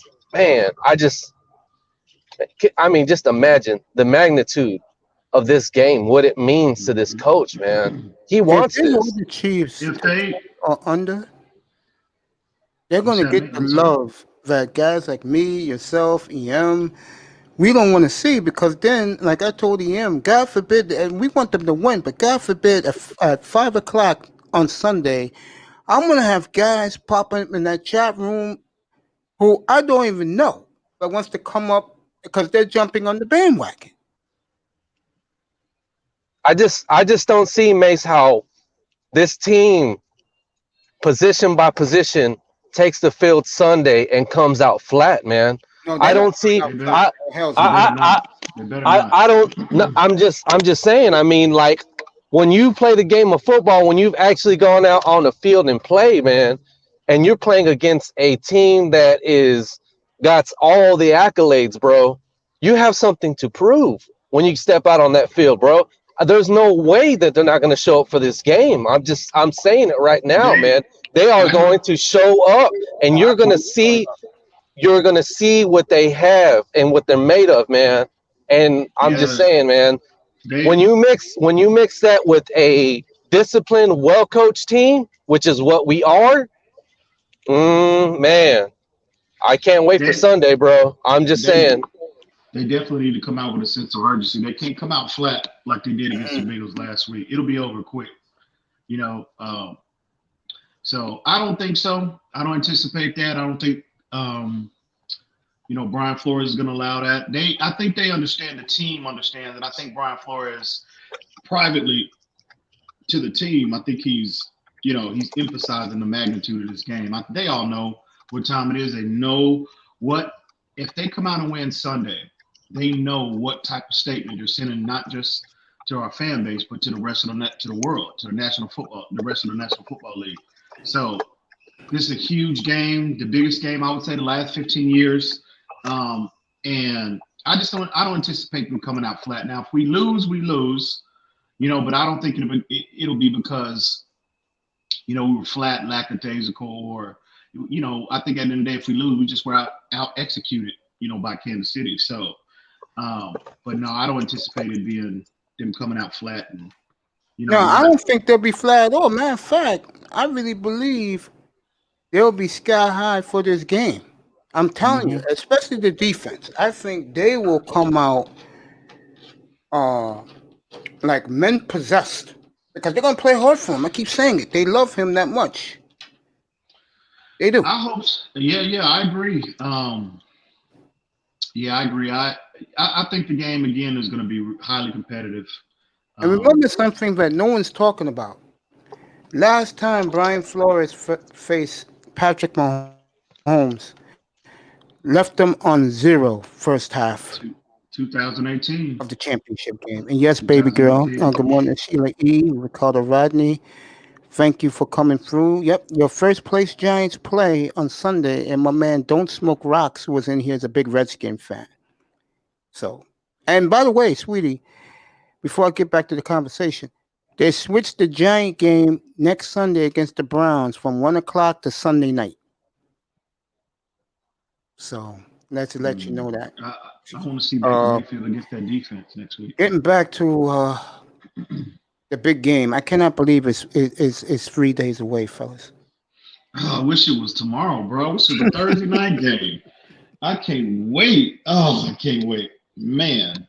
You know how I'm gonna feel Sunday Mm. morning when I get up, bro? I haven't had butterflies in my stomach for this team, and God knows when. I will have it Sunday morning, and I'm gonna go. I'm gonna go to my mom's house. She doesn't live too far. She loves Patrick Mahomes, so but she was the one who made me a Dolphin fan, and she's beginning to like the Dolphins again, big time. She's beginning to like them again. Mm. She likes their defense, and she's intrigued by Tua. I hope Tua for on many levels. Number one, I hope he the more successful Tua is, generally, I think our team, the more successful the team will be. But I want Tua to really come out Sunday, and like I said, I think it's going to be a statement game. Hopefully, it's a statement game for him, so he can just quiet all of this nonsense, this noise, bro. That a lot of our fan base, you know, a lot of this negativity, bro, about us, him not being, you know, we made the wrong pick, and you know, we should have Herbert or Burrow, whatever. I saw a statistic last night, and I sent that to Esteban. And in the last 5 games, I think Herbert's numbers are 8-4. I'm sorry, 8 touchdowns, 4 picks, like 900 and something yards. And he has a quarterback rating of like 85 point something. It's the last 5 games now. Tua Tagovailoa's numbers in that same stretch: 7 touchdowns, no interceptions, quarterback rating of 99 point whatever, and he has like 700 and some odd yards. This is the last 5 games, bro. So all of this noise about Herbert. Now again, Herbert got out of the gate. He came out of the gate fast, but and I cautioned everybody, just wait. You know, obviously let the situation play out. But, you know, Herbert has somewhat come back to earth in terms of his statistics. And Tua has just gradually, quietly, just gotten better and better and better. In the last 5 games, his numbers, I mean, he's outplaying Justin Herbert statistically in several major categories. So is Herbert really outplaying? Is he really that far ahead of Tua Tagovailoa? All of these fans that were hyping him and hopping up so quick, taking that casual fans reaction and hopping on that train so early because they hate Tua, their personal disdain for Tua Tagovailoa, and I don't know where that comes from. But I caution everybody. What did I say? Just let it play out. And Tua has just quietly, you know, blocked all of that noise out, and he's just gotten better and better and better and better. And I think you'll see a better version of him on Sunday. I truly believe that. That will be. I think it'll be a statement game for him as well as the organization, man. So, yeah, I just want him just quiet, just to play well, and just shut a lot of these fools up about this, you know, this narrative that they've been trying to spin on him. And it's all personal, but they just never wanted him in the first place. It's ridiculous. So we'll see Sunday. We'll see Sunday. I've been saying this for the longest, and you know I got some pushback. There are certain guys who come up here and they don't buy it. One was in the chat room earlier. Your boy Big Time was in the chat room earlier. I'm going to say this one more time. When I saw the Arizona games, guys, that gave me enough all I needed to see. I wanted to see him compete against a hot Kyler Murray. He did. And we won the ball game. And I came in here that night, and trust me, I got pushed back like hell. Big Time was pushing me back. I said, you know what? We can win championships with this kid. I've seen enough. And I said the key phrase, game manager, and he flipped on me. Flipped. And I said the reason why is it's not him. It's not his talent. It's what the coach wants to play moving forward. He doesn't have his running backs yet. I'm going to tell you guys something right now, and I know you. I think EM is going to buy this. I don't know about Esteban. Next year, when this offensive line is better, and he has his running back, his workhorse that's in the draft, I promise you, Brian Flores will go 65% running the football. And I think no matter what the I wouldn't say 55. I think you know it might. I think by nature Brian Flores he would rather run. He would like to take that approach. He's a run Ourselves approach, not better. Yeah, I agree. But I think, you know, I just think no matter who's under center, I think when you have a running game like that, when you have balance on offense, no matter who's the quarterback. Look at the Browns, what they did to Tennessee and Tannehill in the big spot. Look what happened in Tannehill's house. And look how Tannehill came up short. Like I said to this Tennessee fan, if I was in here, no joke, after the fight Saturday night, 1:30 in the morning, he pops up and oh my God, he was bragging that Tannehill was the greatest thing on earth, that A.J. Brown is in Jerry Rice's league. And I said, hold your horses. Because the Browns can match you at quarterback and running back in this game, buddy. Hold your horses. Look what happened in the first half. Tannehill came up small in a big spot. My point is, you look at Cleveland. That's what our coach wants us to be. We have a better quarterback than Baker. I don't know what you think of A.J. Brown compared to Parker. I don't know your opinion about that. But we will get another super horse to go with Parker and Williams and Gilsicki and the other two good tight ends we have next spring. In other words, we'll be a better version of Cleveland. You agree with that, Ian? Oh yeah. I agree. I mean, bro. I think Cleveland is number one. They've got a top 5 offensive line, and I think they're first in rushing offense this year. So, yeah, I would love that. And I think that by nature, I agree with you, Mace. I think Flores, he would rather take that approach. And it's not relative. It's not an indictment on Tua. I think that's just Not at all. who's his quarterback. No matter who's his quarterback, that's just what his preference is.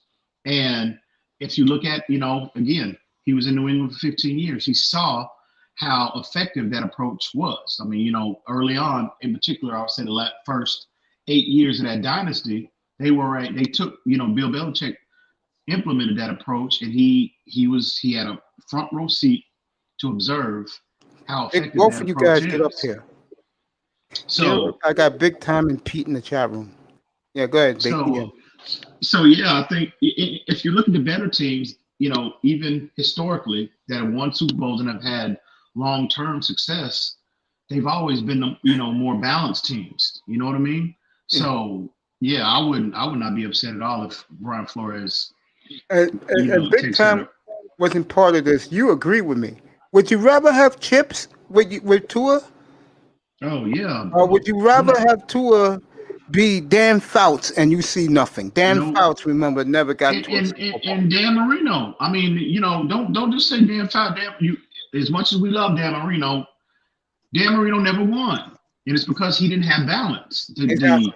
Don Shula did not assemble a balanced team for him. Period. So I'm about, again, I think Tua will make multiple Pro Bowls. He will be a very productive player in this league. But I'm about winning titles, and my loyalty is to the logo. I want the overall. I love team success, not individual success. I agree. Go ahead, Esteban. You got Big Time. Go ahead, fellas. We're talking about the same thing. Any of you guys want to go ahead, jump in? What's up, fellas? Good, Big Big Time. time. Good morning, buddy. Mace, how are you, sir? I'm good, buddy. So, that game manager part is a little skewed, but I'm gonna leave that alone. Here's what I like. Here's what I like is that I think that just the approach that Flores has taken with Tua compared to any other coach out there, even if you take it with the Cincinnati coach and with Burrow, is that you can see that that Flores has a handle on Tua, and the coaches have a handle on Tua, and they're slowly, gradually bringing him along the right way. I do believe his managing the game is going to get let loose a little bit more as the years progress. Now, you'll see that Sunday, by the way. Yeah, shorter than longer, but I do believe that he will progress what I think I see in him. But the one thing is that it's the balls that him not creating turnovers, unneeded turnovers too. Man, consistently managing the game like that. And I think a lot of these coaches with these rookie quarterbacks that can actually, have a good arm or that toss it, that can, that are pretty much, gunslingers, they let them just go out there, do their thing. They trust them. I get that. And I like that, but you can see them turning the ball over a lot. And I think he's teaching them young right now not to turn that ball over. And he's going to learn that earlier on, so he won't make those mistakes later, which will help us get to the point where we think and where we can go, which is the one place that we want to go, which is tough to get to, and people consistently not looking at it saying, well, how many championships, why can't they get there? It's hard to get to the show. It's hard to win, winning to, getting to the show. It's hard to get there, period. And it's like, that's why you don't see the team that's lost get back there. It's just, there, it seems like it's so devastating to that organization and to that team, to where all those players jumped in and said, okay, let's do it. And then they lose all that confidence that they losing that game. So I think Flores has done a great job with Tua. And again, like I said, the turnovers are going to be a major factor as his career goes forward. And this is what we're looking at right now. And if it continuously happens, he's going to be a very good quarterback going forward for that reason. And Big Tom, did you hear what Patrick Mahomes said about? It's funny you bring that up about this term. I'm glad you brought that up. This term, game manager. Did you hear what Patrick Mahomes said about Tua? No. At his Zoom? Man, he first off, he's a fan of Tua's ability, but he said one thing that stuck out to me in the Zoom session was that the fact that he said at this stage, a rookie coming into the league, and I'm paraphrasing somewhat, but he mentioned the word, he highlighted Tua's ability to manage the football game and be disciplined and structured with the football. He said people don't, I'm paraphrasing somewhat, but he said people don't understand how difficult that is for a young quarterback come in their first year from college. He said Tua is in that aspect, he's light years ahead of where I was coming into the league. So this narrative out there, these people trying to spin game management as a narrative. You're hearing the reigning league MVP talk about how that is such an important aspect of any quarterback's game. And he said Tua is just so far ahead in that category. Mahomes said that? Yeah, pull the Zoom session up from yesterday. Yesterday. He said that, and I'm paraphrasing somewhat, but that's the point he was making. So the narrative that he's spinning, and again, it goes back to what I said about Tua, part of my evaluation. The most important thing about Tua is his game is just so structured. That's what I said. It's intangible. He has He has everything. It. Everything Not you many want. quarterbacks have it. He does. I saw it in the Arizona game. He has pinpoint accuracy. He has command of the game. He knows. Another thing I like about Tua is that he has zip on the football, and most importantly, and this is why. And big time, forgive me, bro. Beginning next year, when whoever's the offensive coordinator, give that boy a game plan in minicamp, not a private camp, minicamp in April. By the time the team gets together in August to start the new season, he's going to be a different looking quarterback. He's going to have his weapons. He's going to have an offensive line that's going to make sure they protect his ass. He's going to have a championship defense on the other side of the field. He's going to be a different looking quarterback. And I'll say this again. You're going to have a lot of fans that are going to be upset about his numbers. But when you're getting chips and Super Bowl trophies added in Davie, Florida, you're not going to complain. You're going to love him, and you're going to love everybody in the franchise. You're going to know every player's nickname. Mace, I will not allow you to sit here and say that Tua has the it factor. He does. No. I got to wake up because I think I'm in a dream right now. I think I'm in a dream. Let me get up and I'll be back. Why? Let What you see in Tua Tagovailoa over EM before you explode, because EM is becoming a volcano right now. Yeah, you can see all the steam coming out of his ears right now, man. Why you don't hear the it? Why you don't see the it? Because Big Time was in here from day one, right? Big Time from day one. Started this network, right?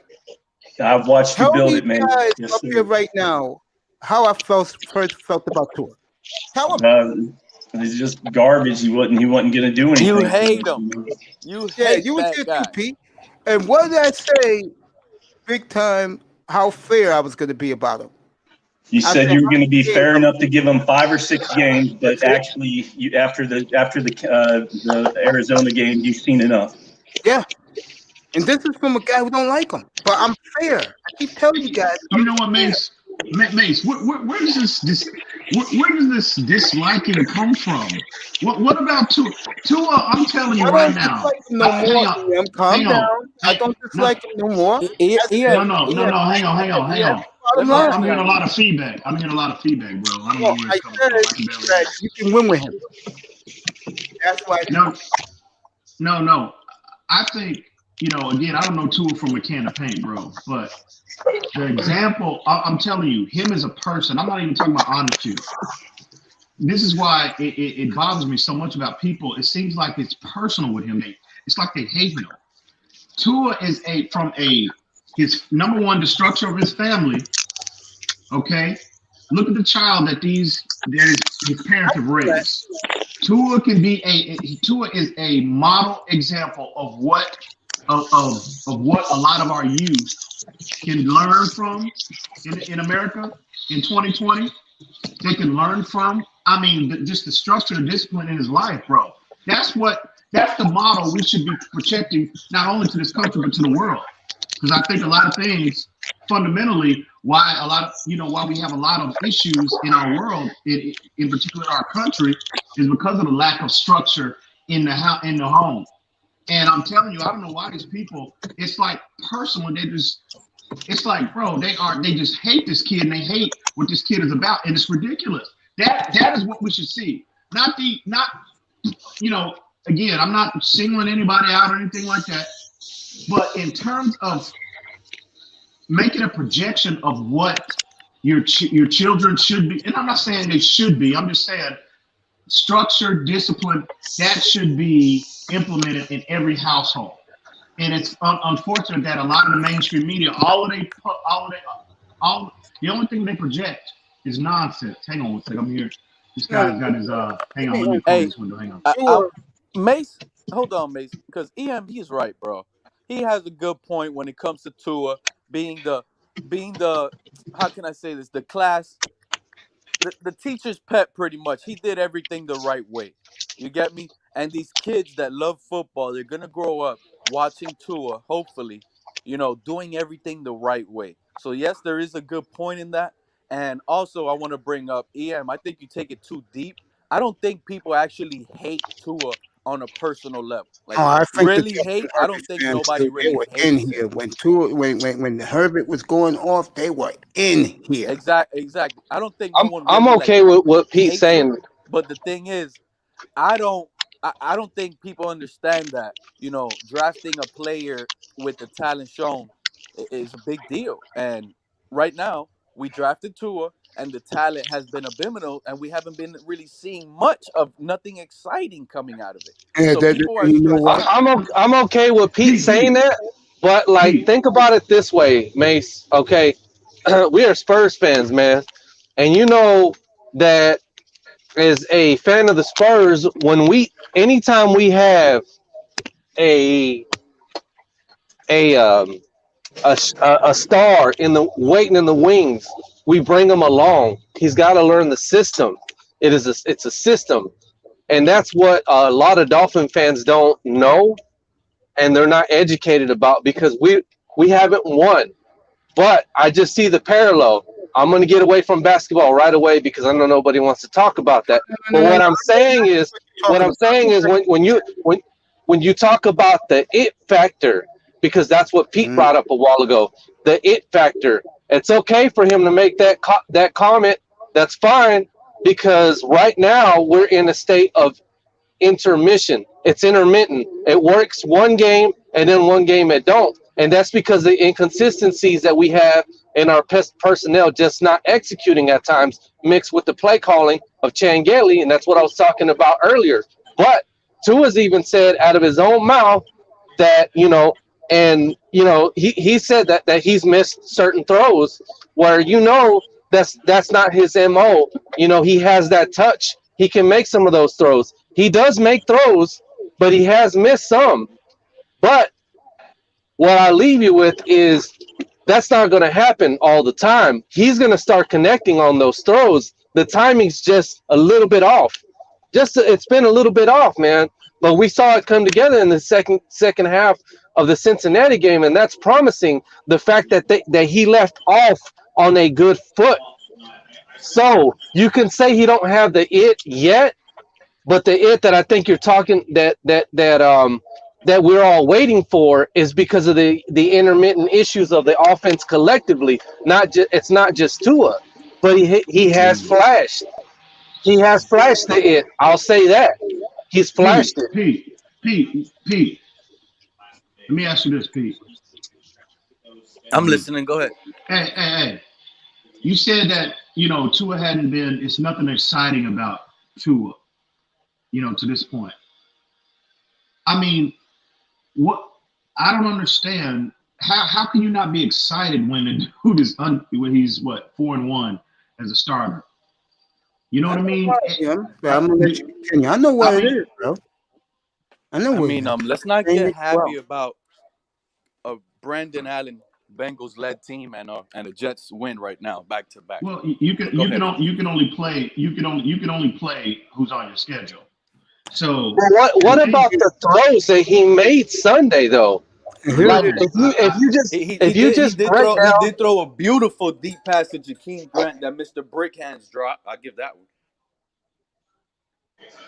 What about the completions to Parker and Gesicki, bro?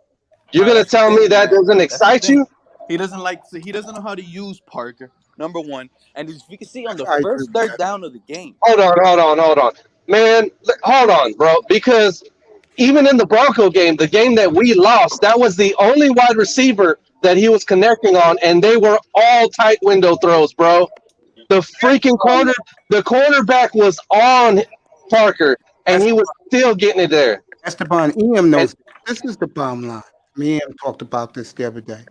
Dolphin fans want to see this man the way he was at Alabama. I'm going to say it one more time. This is not the SEC, bro. This is the NFL. And he will get what he needs. I mean, again, I'm going to bring up Tannehill. I don't mean the dog Tannehill. Look what happened Sunday. Baker Mayfield, 4 touchdowns in the first half. Beautiful passes. Why? He knew, the coach knew, the players knew. This was the biggest game in Cleveland in 20 years. And what did the Browns do? They all stepped up. And what did Ryan Tannehill do? When he got punched in the face, he cowered. 38-7 halftime Cleveland. What was the halftime score? Nick Chubb. You said 38-7. Handle Kareem Hunt. I said that was going to happen. I thought the Titans were going to win, Mace, but you said it was 38-7 at halftime, right? Yes. No turnover. Yeah, What was the final score? Yeah, because the Browns let up. That's what they do. You know why? So they just let up all those touchdowns on fourth down in the goal. They're not used to winning. They're not used to winning. They had Dallas blown out in Dallas when Dak Prescott was healthy. What they do? They gave up 40 points in the second half. They're not used to winning. We're beginning to get used to winning because you got the difference. You got to also consider too, when teams get out the leads like that, defensively they let up and they tend to take a more conservative approach because they're just they're trying to minimize big plays. You're like what I'm about to say. Here's the difference. Life is a gamble. Kevin Stefanski is not used to being in the Super Bowl platform. Brian Flores is. The point what I'm making, Cleveland had to struggle to get to where they are now. We are doing it gradually because we have a coach who's a champion. McKinley's a champion from Green Bay. We have a coach that has been part of a championship. You don't understand. That's my point. He knows how it is. But Stefanski, didn't this Stefanski come from the basketball and he went to Cleveland? No, Stefanski was in Minnesota. Oh, he went from Minnesota. Yeah. We know this coach knows what it is to be on a dynasty organization. Kevin Stefanski doesn't. The Browns the way I see it, how to hold leads. They're learning. But I'll tell you about next year, the Browns are not going to let up in a 41-7 lead. I promise you that. Next year, they won't. They'll probably run up the score because they like to make Baker look great. Us, on the other hand, we're doing it gradually, week by week, game by game. And I'd rather do it that way. That's why I said, and I want EM, Esteban, all you guys answer this question. When the last time you see the Miami Dolphins were 8 wins and 7 of them were comfortable wins, we didn't have to sweat? It's been a long time. I don't know, man. It's been a long time. Yards against the Bills and Steelers. I could almost say almost never, because even when we had those real good defenses with Jason Taylor and Zach Thomas and them, man, them Jets games were pretty damn close, man. I mean, mindset. I want you guys to learn. No, you see, As I'm gonna bring it up to you. Continue to win as fans. From the time that Esteban, No, listen. Do not worry about your divisional competition. Because growing up as a Dolphin fan, my competition was Pittsburgh, Oakland, and O.J. Simpson. We always beat O.J. Simpson. Dallas, Minnesota, the Rams. That's when you're a Dolphin fan like me, begin to hate Kansas City. Begin to hate Cleveland. Begin to hate Pittsburgh. Begin to hate Tennessee and Indianapolis and maybe Houston. Don't worry about your division opponents. You know why? Because beginning next year, and hell, maybe by the end of the regular season, your division, you get up for those games, they're not your biggest opponent. Begin to get that mindset as Dolphin fans. Pete, I respect Pete, you, Pete, I got a question. I got a question for you, Pete. Before you go off, all right? I want to ask you one. I want to ask you a couple questions. One, and then you can move on, and people can add into if they want to. But I want to hear your answer. Why is it with a rookie quarterback? Okay, with a rookie quarterback that is starting to learn new progressions, new things that are going on. Why are you wanting so much perfection from him right now? Where you have a coach that's slowly, gradually bringing him along, as well as the team itself. And we wouldn't be where we're at if it wasn't for Flores. Gradually, he's bringing him along, and you want this perfection of seeing. Well, he's missing passes. He's missing. Why is he doing? Every quarterback misses passes big time. Here's the thing, bro. I know where you're going big time, and every quarterback misses passes. Let's just be realistic here. It's the football. Hold on. One more thing. There's another question is, do you know the reason why they call it a sophomore jinx? Yes, of course. Well, no, I'm asking Pete. Pete, do you know why they call it a sophomore jinx for quarterbacks? Listen, a sophomore jinx is because teams are already starting to get film on what you're doing. Teams are already starting to not want Tua to roll out of the pocket. They're going to start treating Tua like Kyler Murray right now. Force him in the pocket because he can't do anything out of the pocket. That's how they're going to do it. But let me answer your question to the full extent, big time. Here's the thing. 2016, we made it to the playoffs with an offensive guru head coach in Adam Gase, who knows offense. According to these billionaire owners, Adam Gase knows offense. They hired Adam Gase. Before Adam Gase, we got another Super Bowl winning head coach that came from a Super Bowl winning team in Joe Philbin, who exclusively knows offense. We don't never freaking draft a quarterback with these two offensive geniuses, right? We get a defensive coordinator. We go out, we get a defensive coordinator, and then we hire a quarterback big time. This coach is not going to be able to teach anything to these players offensively. Okay. He's going to continue to rely on people's minds to help this team offensively. Totally disagree with you, Pete. I got this EM. Exactly. Hold on. I want to hear the rest of what he's going to say. Coach Flores is not no coach. Big time. I got this. And train no rookie. I don't think he knows Flores' background. Can I shut you up with Flores before? Hold on, guys. Educate yourself, Pete. He manages the whole team. I can't hear Nully. Yeah, no, I want to hear what. Yeah, go ahead and finish out, Pete. I want to hear you. Hey, Mace, how you doing? I'm doing, buddy. How you doing? Good morning. I want to do a drop for you. Yeah, go ahead. Like a radio drop? Yeah. We should do it, but we could hook up and do it. Okay. Welcome to Dolphin Talk Radio. All Dolphins, 24/7, starring yours truly, Mace Taggart. I appreciate No, that. that's a lie, Dolphin Beasley. Talk Radio.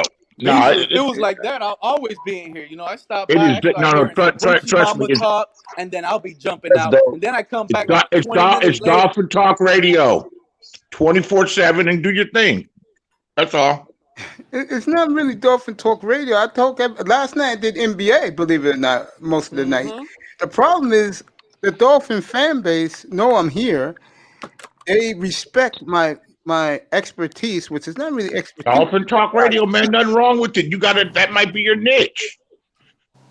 I don't Dolphin think so. Talk with Mace. Dolphin think- Talk with Mace. I think every sport is my niche.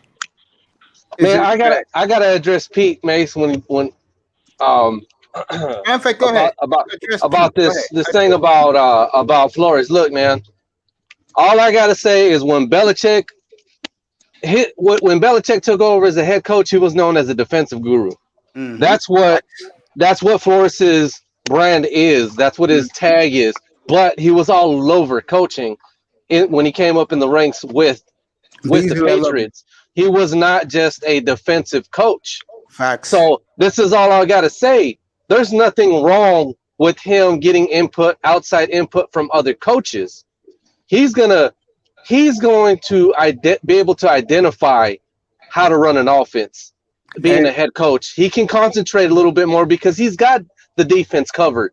When you have somebody that knows that side of the ball that good and can concentrate on the other side, once that gets clicking, bro, I mean, the sky's the limit. You would rather have, and nobody's talking about this. Okay, I keep going back to Flores had the opportunity for 15 years.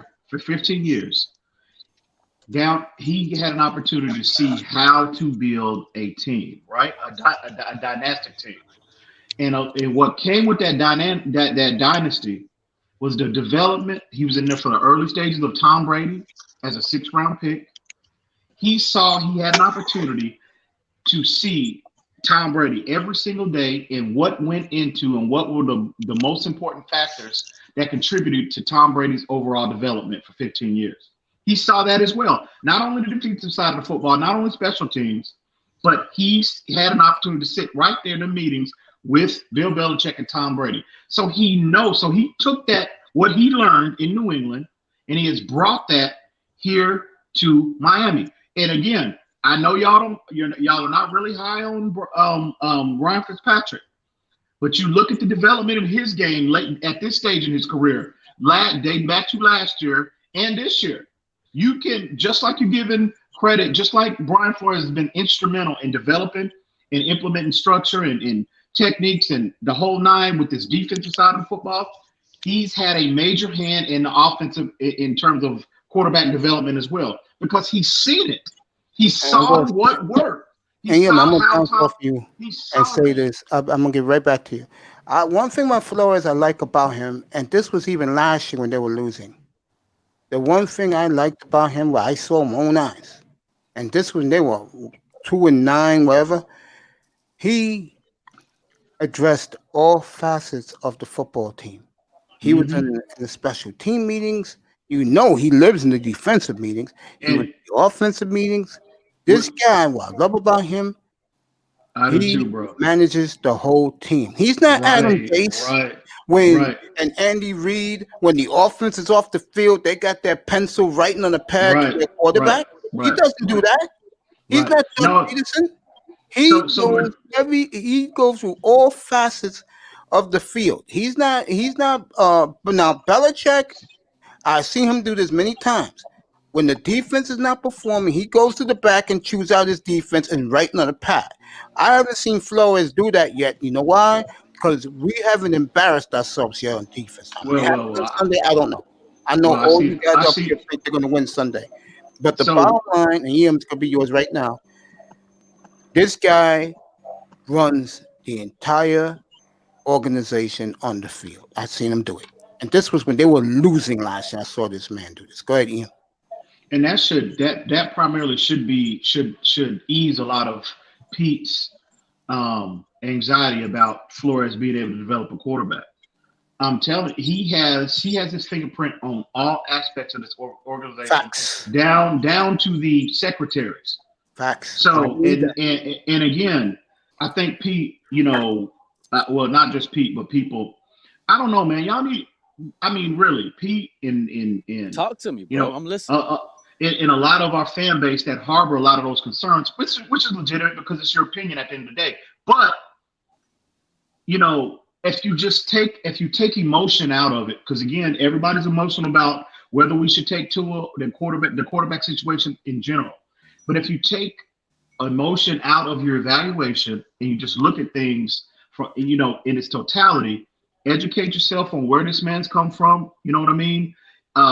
Down to the most minute detail. That's why I'm so encouraged, because I see so many. Me and Esteban talked about this last night. I see so many parallels, especially early on, compared to what transpired in New England in their infancy stage of building that dynasty. Now, again, I get that's New England and what happened there is in the past, but Flores has taken a lot of what he saw, you know what I mean, structure-wise, and you see it coming to fruition this year.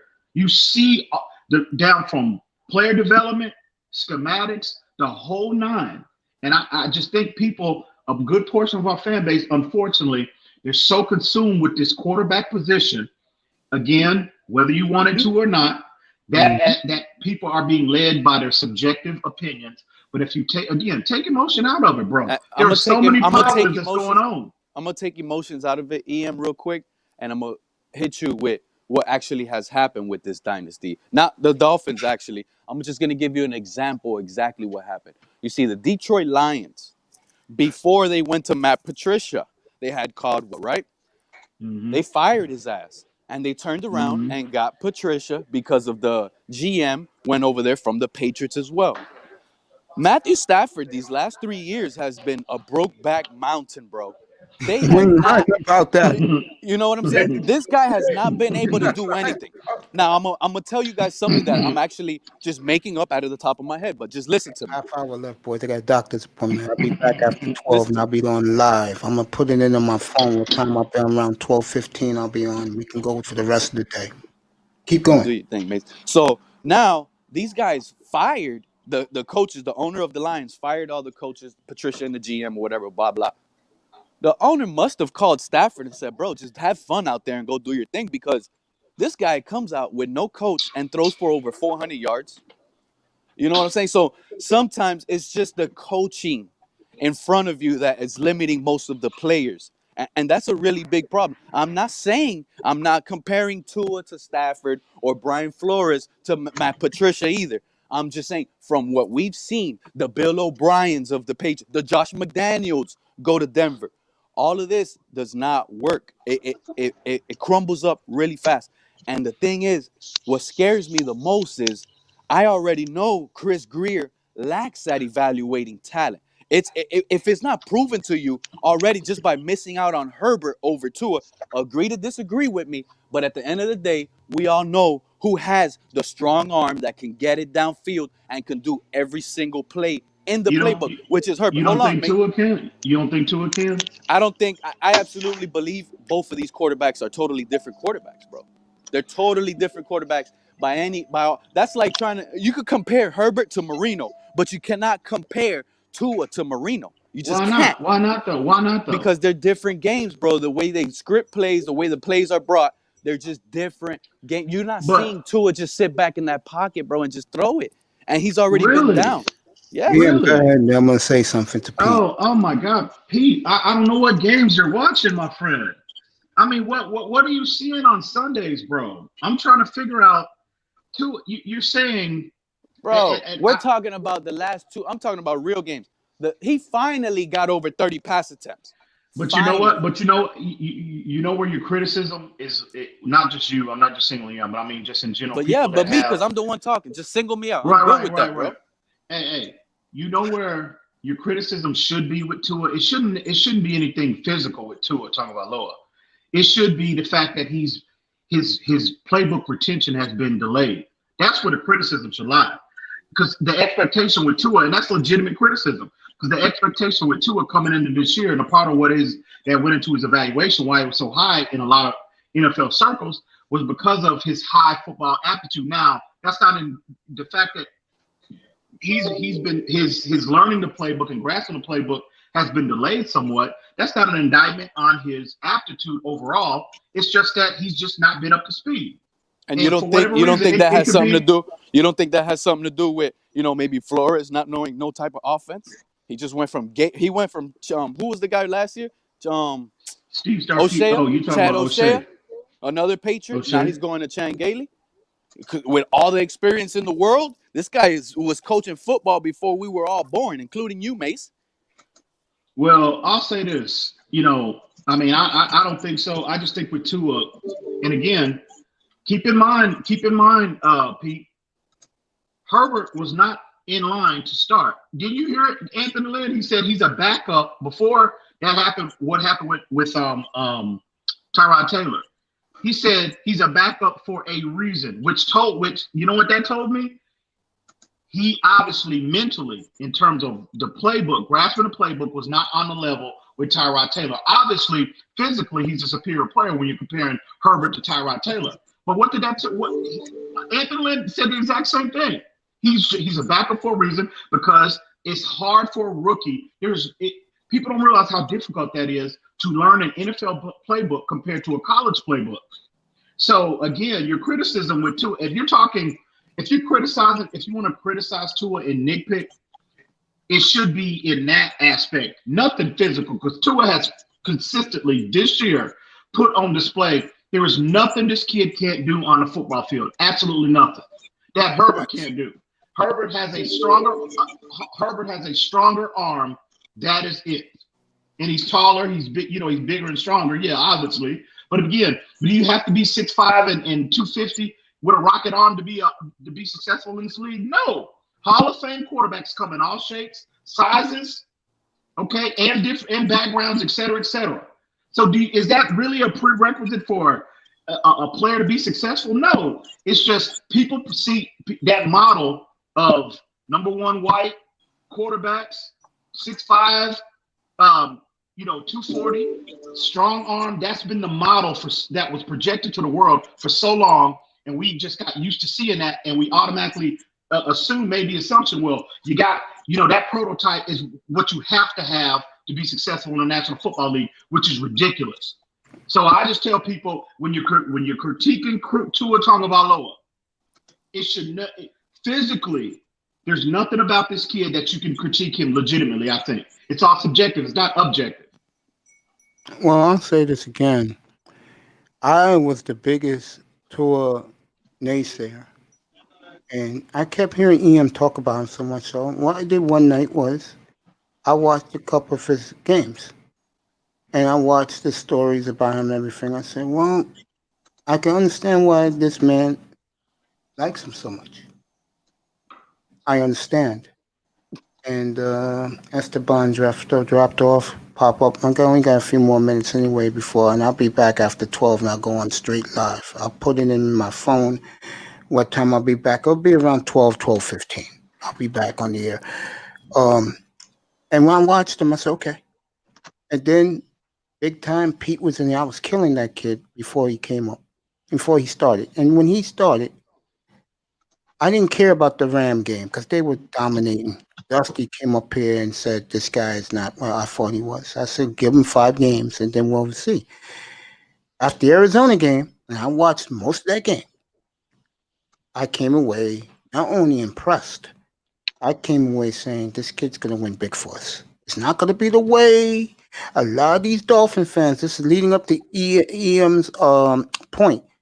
A lot of these Dolphin fans want him to throw 5 touchdowns a game. You know why a lot of the young, the millennials, the zillennials, the Generation Xers, myself, got to see Marino. They never did. They missed out on that. And they want their own Marino. And if they don't get it, they don't give a damn if they win. This kid is playing like he does, like he did, like Arizona and against Cincinnati every week consistently in his young career. Remember, I said young career. And we're winning. They still won't be satisfied. EM, Esteban, Pete. Pete's one of my examples. He won't be satisfied. I don't understand, Pete. Or not just Pete, but people like that harbor that mindset. I don't get it. The objective it should be from a fan standpoint, is team success. I say this all the time. Players come and go yearly through free agency. Coaches come and go. So how can you be loyal to a player that has a 3, and if they're lucky, 3 to 5 year shelf life on your team? If you're lucky. No, the loyalty should always rely with the logo.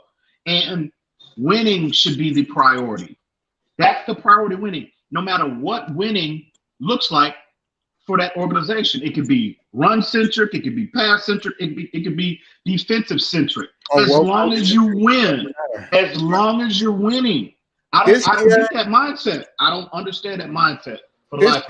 And I know you guys ain't gonna believe, but that's where the beautiful Sheila E was in my room earlier. The media here in New York, the Giant fans in New York, they're talking their own dynasty here now. And I'm not kidding. They are talking Super Bowl now. You know why? Because they've seen it twice before. And they beat Belichick twice. That's why they believe in their own dream. Now, they believe in their dream because they see something that they believe in here.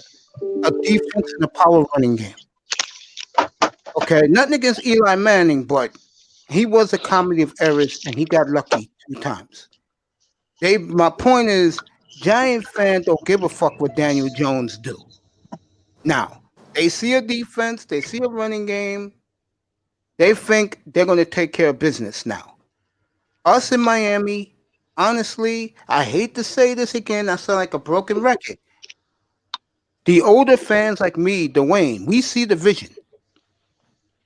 Dwayne thinks we're going to start winning Super Bowls next year. I don't. He does. He said it up here. Yeah, Mom, I'm right about that. The thing is, y'all haven't seen winning in so long. Y'all want it so bad. No, right that's now. not it. Because Dwayne, we see the vision. This is how you build championship football teams, the way we're doing it right now. Slowly but surely. And I'm going to say this one more time. And I want you guys to go, yeah, you're right. When is the last time that the Dolphins are 8-4 and 7 of their wins were over in the first quarter? Against good opponents. Man, that's a good point. That's a good point, Mace. There's been a lot of games like that. They won against a good team that was hot with a hot quarterback on the road. When's the last time as Dolphin fans you've seen this? 2016, Adam Gates, the offensive guru. Adam Gates didn't beat no good teams in 2016. They were last in defense. They were last in defense. Come on. With Jay Ajayi, this team is 5th in defense, bro. This team is building, and the scary part, this is why Laro is hating so much. The scary part is we're going to get better. We have the assets to build and get to where we want to be next year. And I'm going to say this one more time, and Big Time wanted to say what he had to say to Pete. I said I didn't say it. Stop it.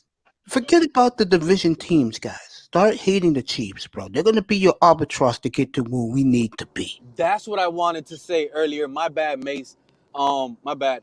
What I wanted to say is we cannot forget about the division teams, Mace. Can you believe, right now, my opinion is the Dolphins got it wrong with Tua. He just hasn't showed me yet, right? That's just me. You guys are different. But that's you in the fan base. I know. Yes. I need to see more. That's the only thing for me to actually buy in. I'm not going to be on the Tannehill buy-in again. Look how easily this division the Dolphins could easily be dead last overnight. Mace, Josh Allen is the real deal. It doesn't matter what you tell me. Josh Allen is the real deal. So was O.J. Simpson. How did that work out 50 years ago? How long has Josh Allen been in the league? Trevor Lawrence is considered Andrew Luck Jr. And he wasn't instant success either. He was horrible. Andrew Luck Jr. is about to be a Jet. And the Patriots are going to be the Patriots. So what? Pete, you're looking for perfection. You're looking for perfection. I'm just looking not to get faked out anymore. Go ahead. That criticism is... You just brought up Josh Allen. You saying he's the real deal. Big Time hit the nail on the head. What year is Josh Allen? This is 3rd year, and he was garbage his first 2. But statistically, he was makes garbage. a world of difference. He was garbage, Statistically, bro. he was was garbage, trash. EM and Esteban in big time, yes. But if you watch those Bills games, it was him. That's what it's like Deshaun Watson right now, bro. The Texans are garbage, Monster year. but Watson is the it factor, bro. No, He's no, the no, one. no. Josh Allen, no. Josh Allen was graded out statistically the worst starting NFL quarterback for 2 years in a row. Yep. He was garbage, absolute garbage. They was even talking about moving off of him, bro. So I'm all just I'm saying, saying yeah. is you gave Josh Allen a grace period. You gave him 2-3 years, bro, to see this version. Why are you not applying that same grace to Tua Tagovailoa after 5 games? EM, don't get, EM your blood pressure, and we'll see this from Tagovailoa over Pete. I promise you, this time of year from now. I told you guys. 5 games now. 5 games. Don't worry about Tua, Pete. He's gonna be fine. Don't worry about him. Look at me. I was his biggest distractor. I don't even worry about him anymore. I put him on the shelf. And I said, I know when he comes into minicamp next year, and when you see him September of 2021, he's going to be a totally different player than you see right now. I don't even worry about him. Look at Baker Mayfield right now. Again, I had a Tennessee guy named Havoc come up here Saturday night at 1:30 in the morning after the fight, and I had to fight on him. And this motherfucker was bragging about how great Tannehill is, and Tennessee can't be stopped. I said, whoa, hold your horses. This team right now, I'm sorry to tell you, Mace, but this team right now will be deadlier with Tannehill. I know what I'm telling you. No, as bad as you hate him, disagree. I'm telling you, with Tannehill right now, I will be disagree. deadly, bro. Bro, you think I disagree, Listen bro. to all that. Oh, he has Right. Derrick Henry. Pete, Tannehill's Tannehill, better I than disagree. Pete, Crazy, bro. Tannehill feeds off of Henry right now. He feeds If off him. Tannehill's so great, I'm going to shut Pete up right now. If Tannehill's so great, and now he's on a much better team than we have here in Miami right now, how come against the fucking Browns, he fucking swallowed the spit in the first half on Sunday and Baker Mayfield shined? Answer that question. All the turnovers, and it wasn't him. There was no He didn't turn turnovers. the- How come What that do you happened? mean? What do you mean there wasn't no turnovers? Who you call it fumbled right there before the touchdown? Well, But what either the way, Browns do? Tennessee and the Titans came back in a one-dimensional Browns offense. took the pedal off the Tannehill pedal. on multiple Browns fourth don't down. have to beat Listen, games out. Mace, They don't have on a multiple. championship pedigree like we do. Listen, on multiple fourth down and longs, Tannehill threaded the needle and excelled in it. Yo, Do you and see? why don't you Listen, go to Tennessee with your boy and be losers while the guy you don't like be collecting chips? what happened? I didn't hear you. You're praising a mediocre quarterback. So he's mediocre, as Richard Sherman used to say. He's mediocre. I'm not. You see, He used to say, you see how you guys take stuff bro. sometimes. I'm not praising him. When he was here, I didn't want him, Mace. So why I are you didn't talking want- about him now? To me, he Because don't even I'm exist. just because exactly when you don't like somebody, you're never gonna give them credit. That's the I thing. gave When him people don't credit. like, but Exactly. if That's you what you're doing with Tua Tagovailoa. That's what you're doing with you Tua just right made, now. you because just you made don't your like him. argument, Pete. no, what I'm doing is That's giving why. Tannehill. I'm glad But Tannehill's a rookie, EM. I'm glad it's on record too. Just don't like Tua. Last Sunday No, against bro. Baker Mayfield. And Baker Mayfield shined. And you know what the NFL Network did? Instead of putting our game as the game of the week, they just totally dismissed our game and put Mayfield against Jackson as the game of the week. You know why? Because Baker shine. I'm gonna promise you something else too. Beginning now, they're not gonna talk about Tannehill anymore. They dismissed that motherfucker because in a big spot in his building against the up and coming Browns in the first half, that motherfucker spit the bit for the nation to see. He I mean, spit it the wasn't bit. like that was an upset that big, Mace. I mean, both A teams lot were of going people into think the it game was, at because 8-3, the bro. Browns are used to being losers. They're no longer losers. I mean, even And I told you the guys weeks experts ago in here predicted when that game. John Lynn was up here, the Browns are a 12-win team. Their schedule's easy. And I got news for Giant fam. Next Sunday night is going to be Baker Mayfield's night. He's going to shine for the country to see. He ain't going to be their quarterback. I can promise you that. Well, I can And your promise you. man, I can promise you something, Pete, Mace. I can promise you something. Pete, Do you? I'm Yeah, glad. go ahead. Pete, you just clarified everything I need to know about your position on Tua Tagovailoa. This is What a do you man mean? don't Say like it. him. You Bashed don't him. like you Bashed just him. said it. You No, don't bro. like him. I You said just I said didn't it. like Tannehill when he was a Dolphin, bro. I said I didn't like Tannehill when he was a Dolphin, but you got to give him credit because I could see that Tannehill's better than Tua. So when Tannehill was a Dolphin, I gave him a lot of. You go to TD Streams, bro. Guys, You see him guys, there. guys. You see me Today go off on is him. November the 10th, 2020. Thanksgiving next year will be November the 25th. We're going to all come back here, and I guarantee the Dolphins will be the Thanksgiving game next year, probably be the night game on NBC. I guarantee you one. Don't let Dolphins him will come never to have a please. Thanksgiving game. Don't let him come to Texas again. Oh, please let him play the Cowboys here in Texas. Yeah. Oh my God. I Don't tell you do right that. now, Oh, a year from now, you're going to be silent because these four guys up here, including me and probably Dwayne and a couple others who jump on the wagon, I'm going to say to you, what did you say a year ago about Tua? And I'm gonna tell you, I haven't seen Oh. anything yet, and that's why I listen, dog. listen, A year from listen, now, listen, okay. EM listen. isn't wrong. EM isn't Do wrong that. when he says the EM, NFL that's playbook is the hard first time. to learn. 1 year from now, he said he's going to come and say he still didn't Pete. see nothing about Tua. Pete, all I'm saying is, bro, you know I've been consistent about this day. Just let it play out, bro. I'm Before not you worried kill about him. it. And Yeah, call I'm him. not Just, worried can about we the just play. can we at least let Honestly, the man get a year under his belt? He'll be At fine, least, bro. I'm not the even only worried thing, about him. That's coming from me. I'm not at worried about least him. can we at look, least let the man get a year under his belt, bro? Can we at least do that? we have to, bro. We have to, bro. The He's the, the Well, kid, that's what I'm the kid, saying. we have to at this point.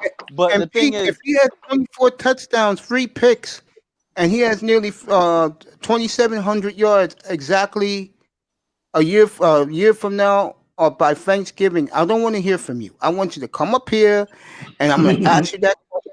What do you think of And Tua now? you can do that whenever, bro. And if you look, Pete, if you look at statistics, and again, you might not be statistics are. I'm not a 100% a stat guy, but statistics are important. It comes into play when you're evaluating a player.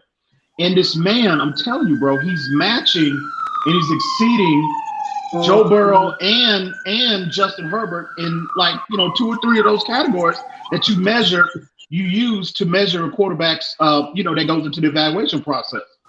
So You know, he's giving you he's giving you Okay. now he's not giving you and again Herbert looks impressed. I am not trying to take away from what I saw with Burrow or what I saw or what I'm seeing with Justin Herbert.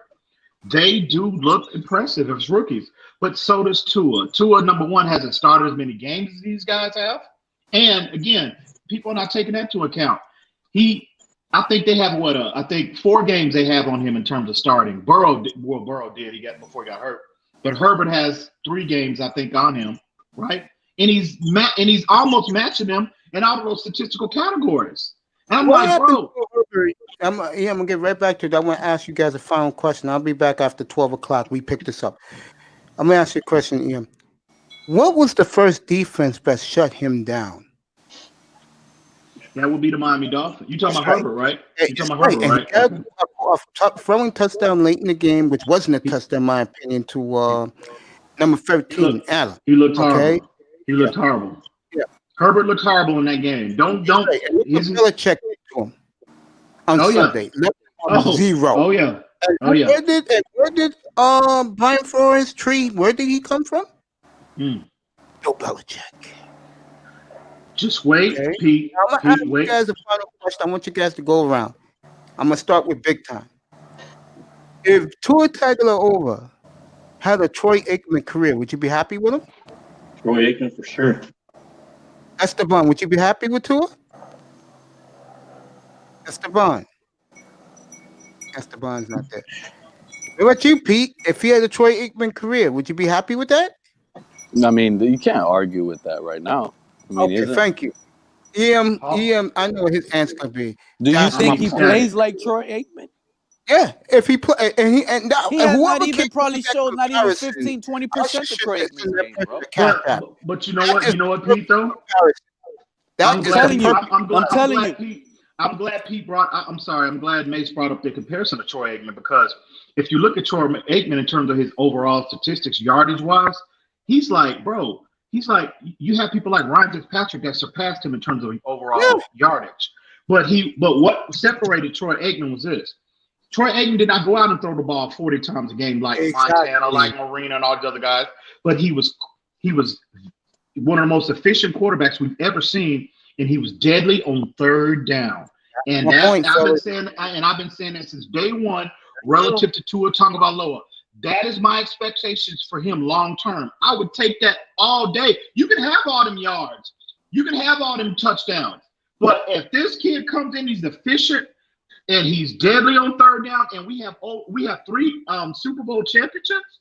Are you in kidding 5 me? years, just like the Cowboys? I think for the last 5 weeks, ever since Tua stepped in, the Dolphins are dead last at third down conversions and plays over 20 yards. He's talking about future, though, P. He's talking about I'm talking future. about the future. I'm talking long-term projection, bro. Long-term projection. Different Tua Tagovailoa from mini camp on, big time. That's who I'm comparing him to. There you go. When I said, I'm comparing him, Mace, and you're not gonna like it, to a Jay Fiedler.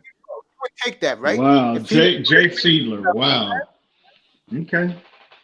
Or a Chad Pennington. He's like a Chad Pennington and a little Jay Fiedler mix. Your goddamn mind. What do you mean, bro? The guy's super accurate in Chad Pennington, bro. You need to stop, Pete. He has to compete against Mahomes that we have a chance.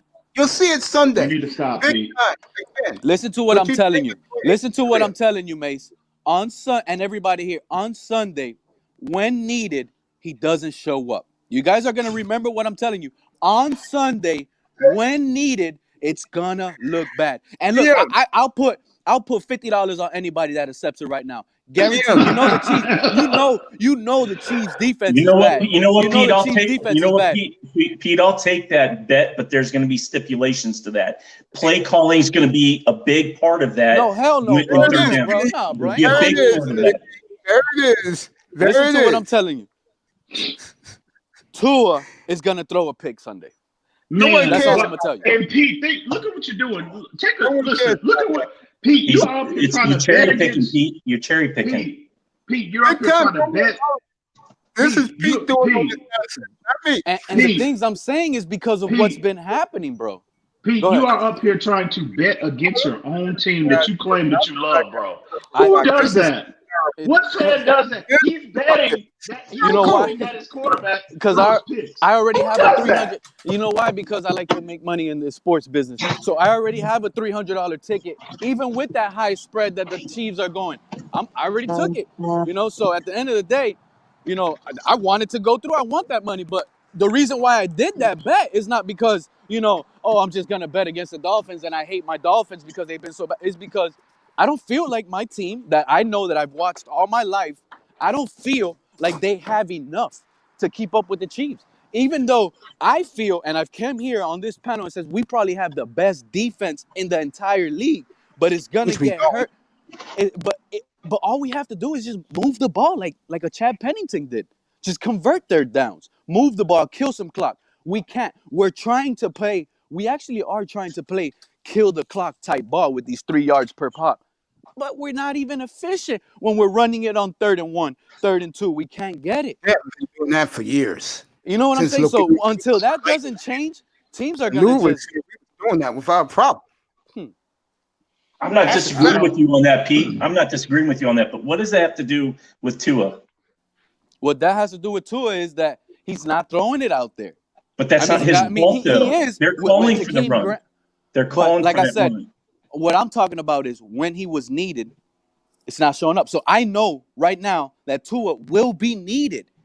And I know he wasn't needed in Arizona. He wasn't needed in Arizona, and he would have lost Arizona game if it wasn't for all those turnovers. Do you think if it wasn't for a fumble return touchdown, we win that game? He wasn't needed in the second half on Sunday. He wasn't needed then. We were down. You do realize that, right? Yes. We were down 7-6 at halftime, right? You do realize that. So he wasn't needed. Against the Bengals, you see that? The only reason we were losing Sunday. We were down 7-6 at halftime. Tua wasn't needed Sunday, bro. You know how sad that is, EM, that you brought that up? That we were losing. Listen to this. We were losing at halftime NFL, bro. to a This is NFL, Finley bro. and Gio Bernard led offense. Hey, this is in NFL, The bro. Bengals, the Bengals are gonna lose out, bro. The Bengals are gonna lose out. Bottom line, this is a process. We are, like EM loves to preach, and he's right. We are way ahead of schedule. Enjoy this. How? All right. So we are ahead of schedule because Way last ahead. year we went 5-11 with the crappy squad, right? You see, that's the thing. We're right on schedule. This is where we need to be at. What are you guys We're not on talking schedule. about with We're that? ahead Man? of schedule, We bro. went out and spent $250 million, Oh, $300 million, $246 build up this million defense. well spent. And let 300 me million. say, this, I'm not Hold screaming on, at Mace. you, bro. I'm tired of this. Scream. If you told me back after week 2, that Monday afternoon, I came in and destroyed this franchise for they started off 0-2, and I said they better beat Jacksonville. You're going to tell me that Monday after the loss in Buffalo after week 2 that going into the Chiefs game was a measuring stick for them because their defense had played well against that juggernaut that's coming down there Sunday? You're going to tell me you really thought that was going to be an important game after Buffalo? Please don't Chiefs? lie. Pete, The you're going Chiefs to tell game? me. Pete, You're talking I'm about the asking- Chiefs? You're talking about this Chiefs game right now, like coming up, we wouldn't think it was going to be this important? Yeah.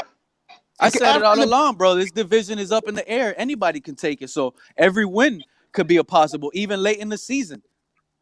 We had a chance. That's why early, when you first made it, I said it, bro. We have an elite defense, bro. We have it. We that should have point- drafted like a Derek Brown, someone to help the defense out even more because of what we seen from Fitzpatrick last season. We could have won. Raekwon Davis is Quarterback. outperforming. Raekwon Davis is outperforming Derek Brown, bro. Get Raekwon outta here. Davis. Raekwon I Davis love is outperforming Derek Brown, bro. No, I so love feel you, that bro. that Derek will Brown know- nonsense. Do you know that? Like 12:15 Eastern time. I'll put it on my phone and send out the bat signal when I'm gonna be back on. I will be back here. I'm gonna do over 7 hours of all of this and a lot more. Hopefully all you guys are back, man. Esteban, pretty boy Esteban, gorgeous Pete, and of course the Grand Poobah, EM. Thank you so much. Vinsanity will be here to join us after 4 o'clock. I was told by Esteban he got her. She'll be up here after 4. Can't wait for that to have Sweetheart up here to join the conversation. Have first day of the Dolphin address. Or you come back here. Sheila E, I love you. Pete, of course, is the best. Big time smooth, you're number 1, baby. And of course, the Grand Poobah and everybody else who joined me. Don't smoke rocks. You know Mr. Miami will be here later today for his. I love you guys. Don't See you. smoke rocks. Won't be long. Cocaine's a hell of a drug. What's up, Smooth? Cocaine's a hell of a drug, Mace. Just let you know. 2 things I don't do. I don't have sex. I don't use drugs. And I don't drink. That's 3 things. I love you guys. I'll be back after 12. I promise. All right, have a guys. Y'all be good, gentlemen. Y'all be good, gentlemen. Stay blessed, back. fellas. Catch you guys come later. back. Life, All right. come back. Esteban, come back. I love you guys. I'll see you guys after 12 o'clock. We'll pick this shit right back up. Not that long. It'll be like the time breeze by. Love you. Good morning from the Oasis, everybody. I love you. No sex, no drugs, no women. I love you.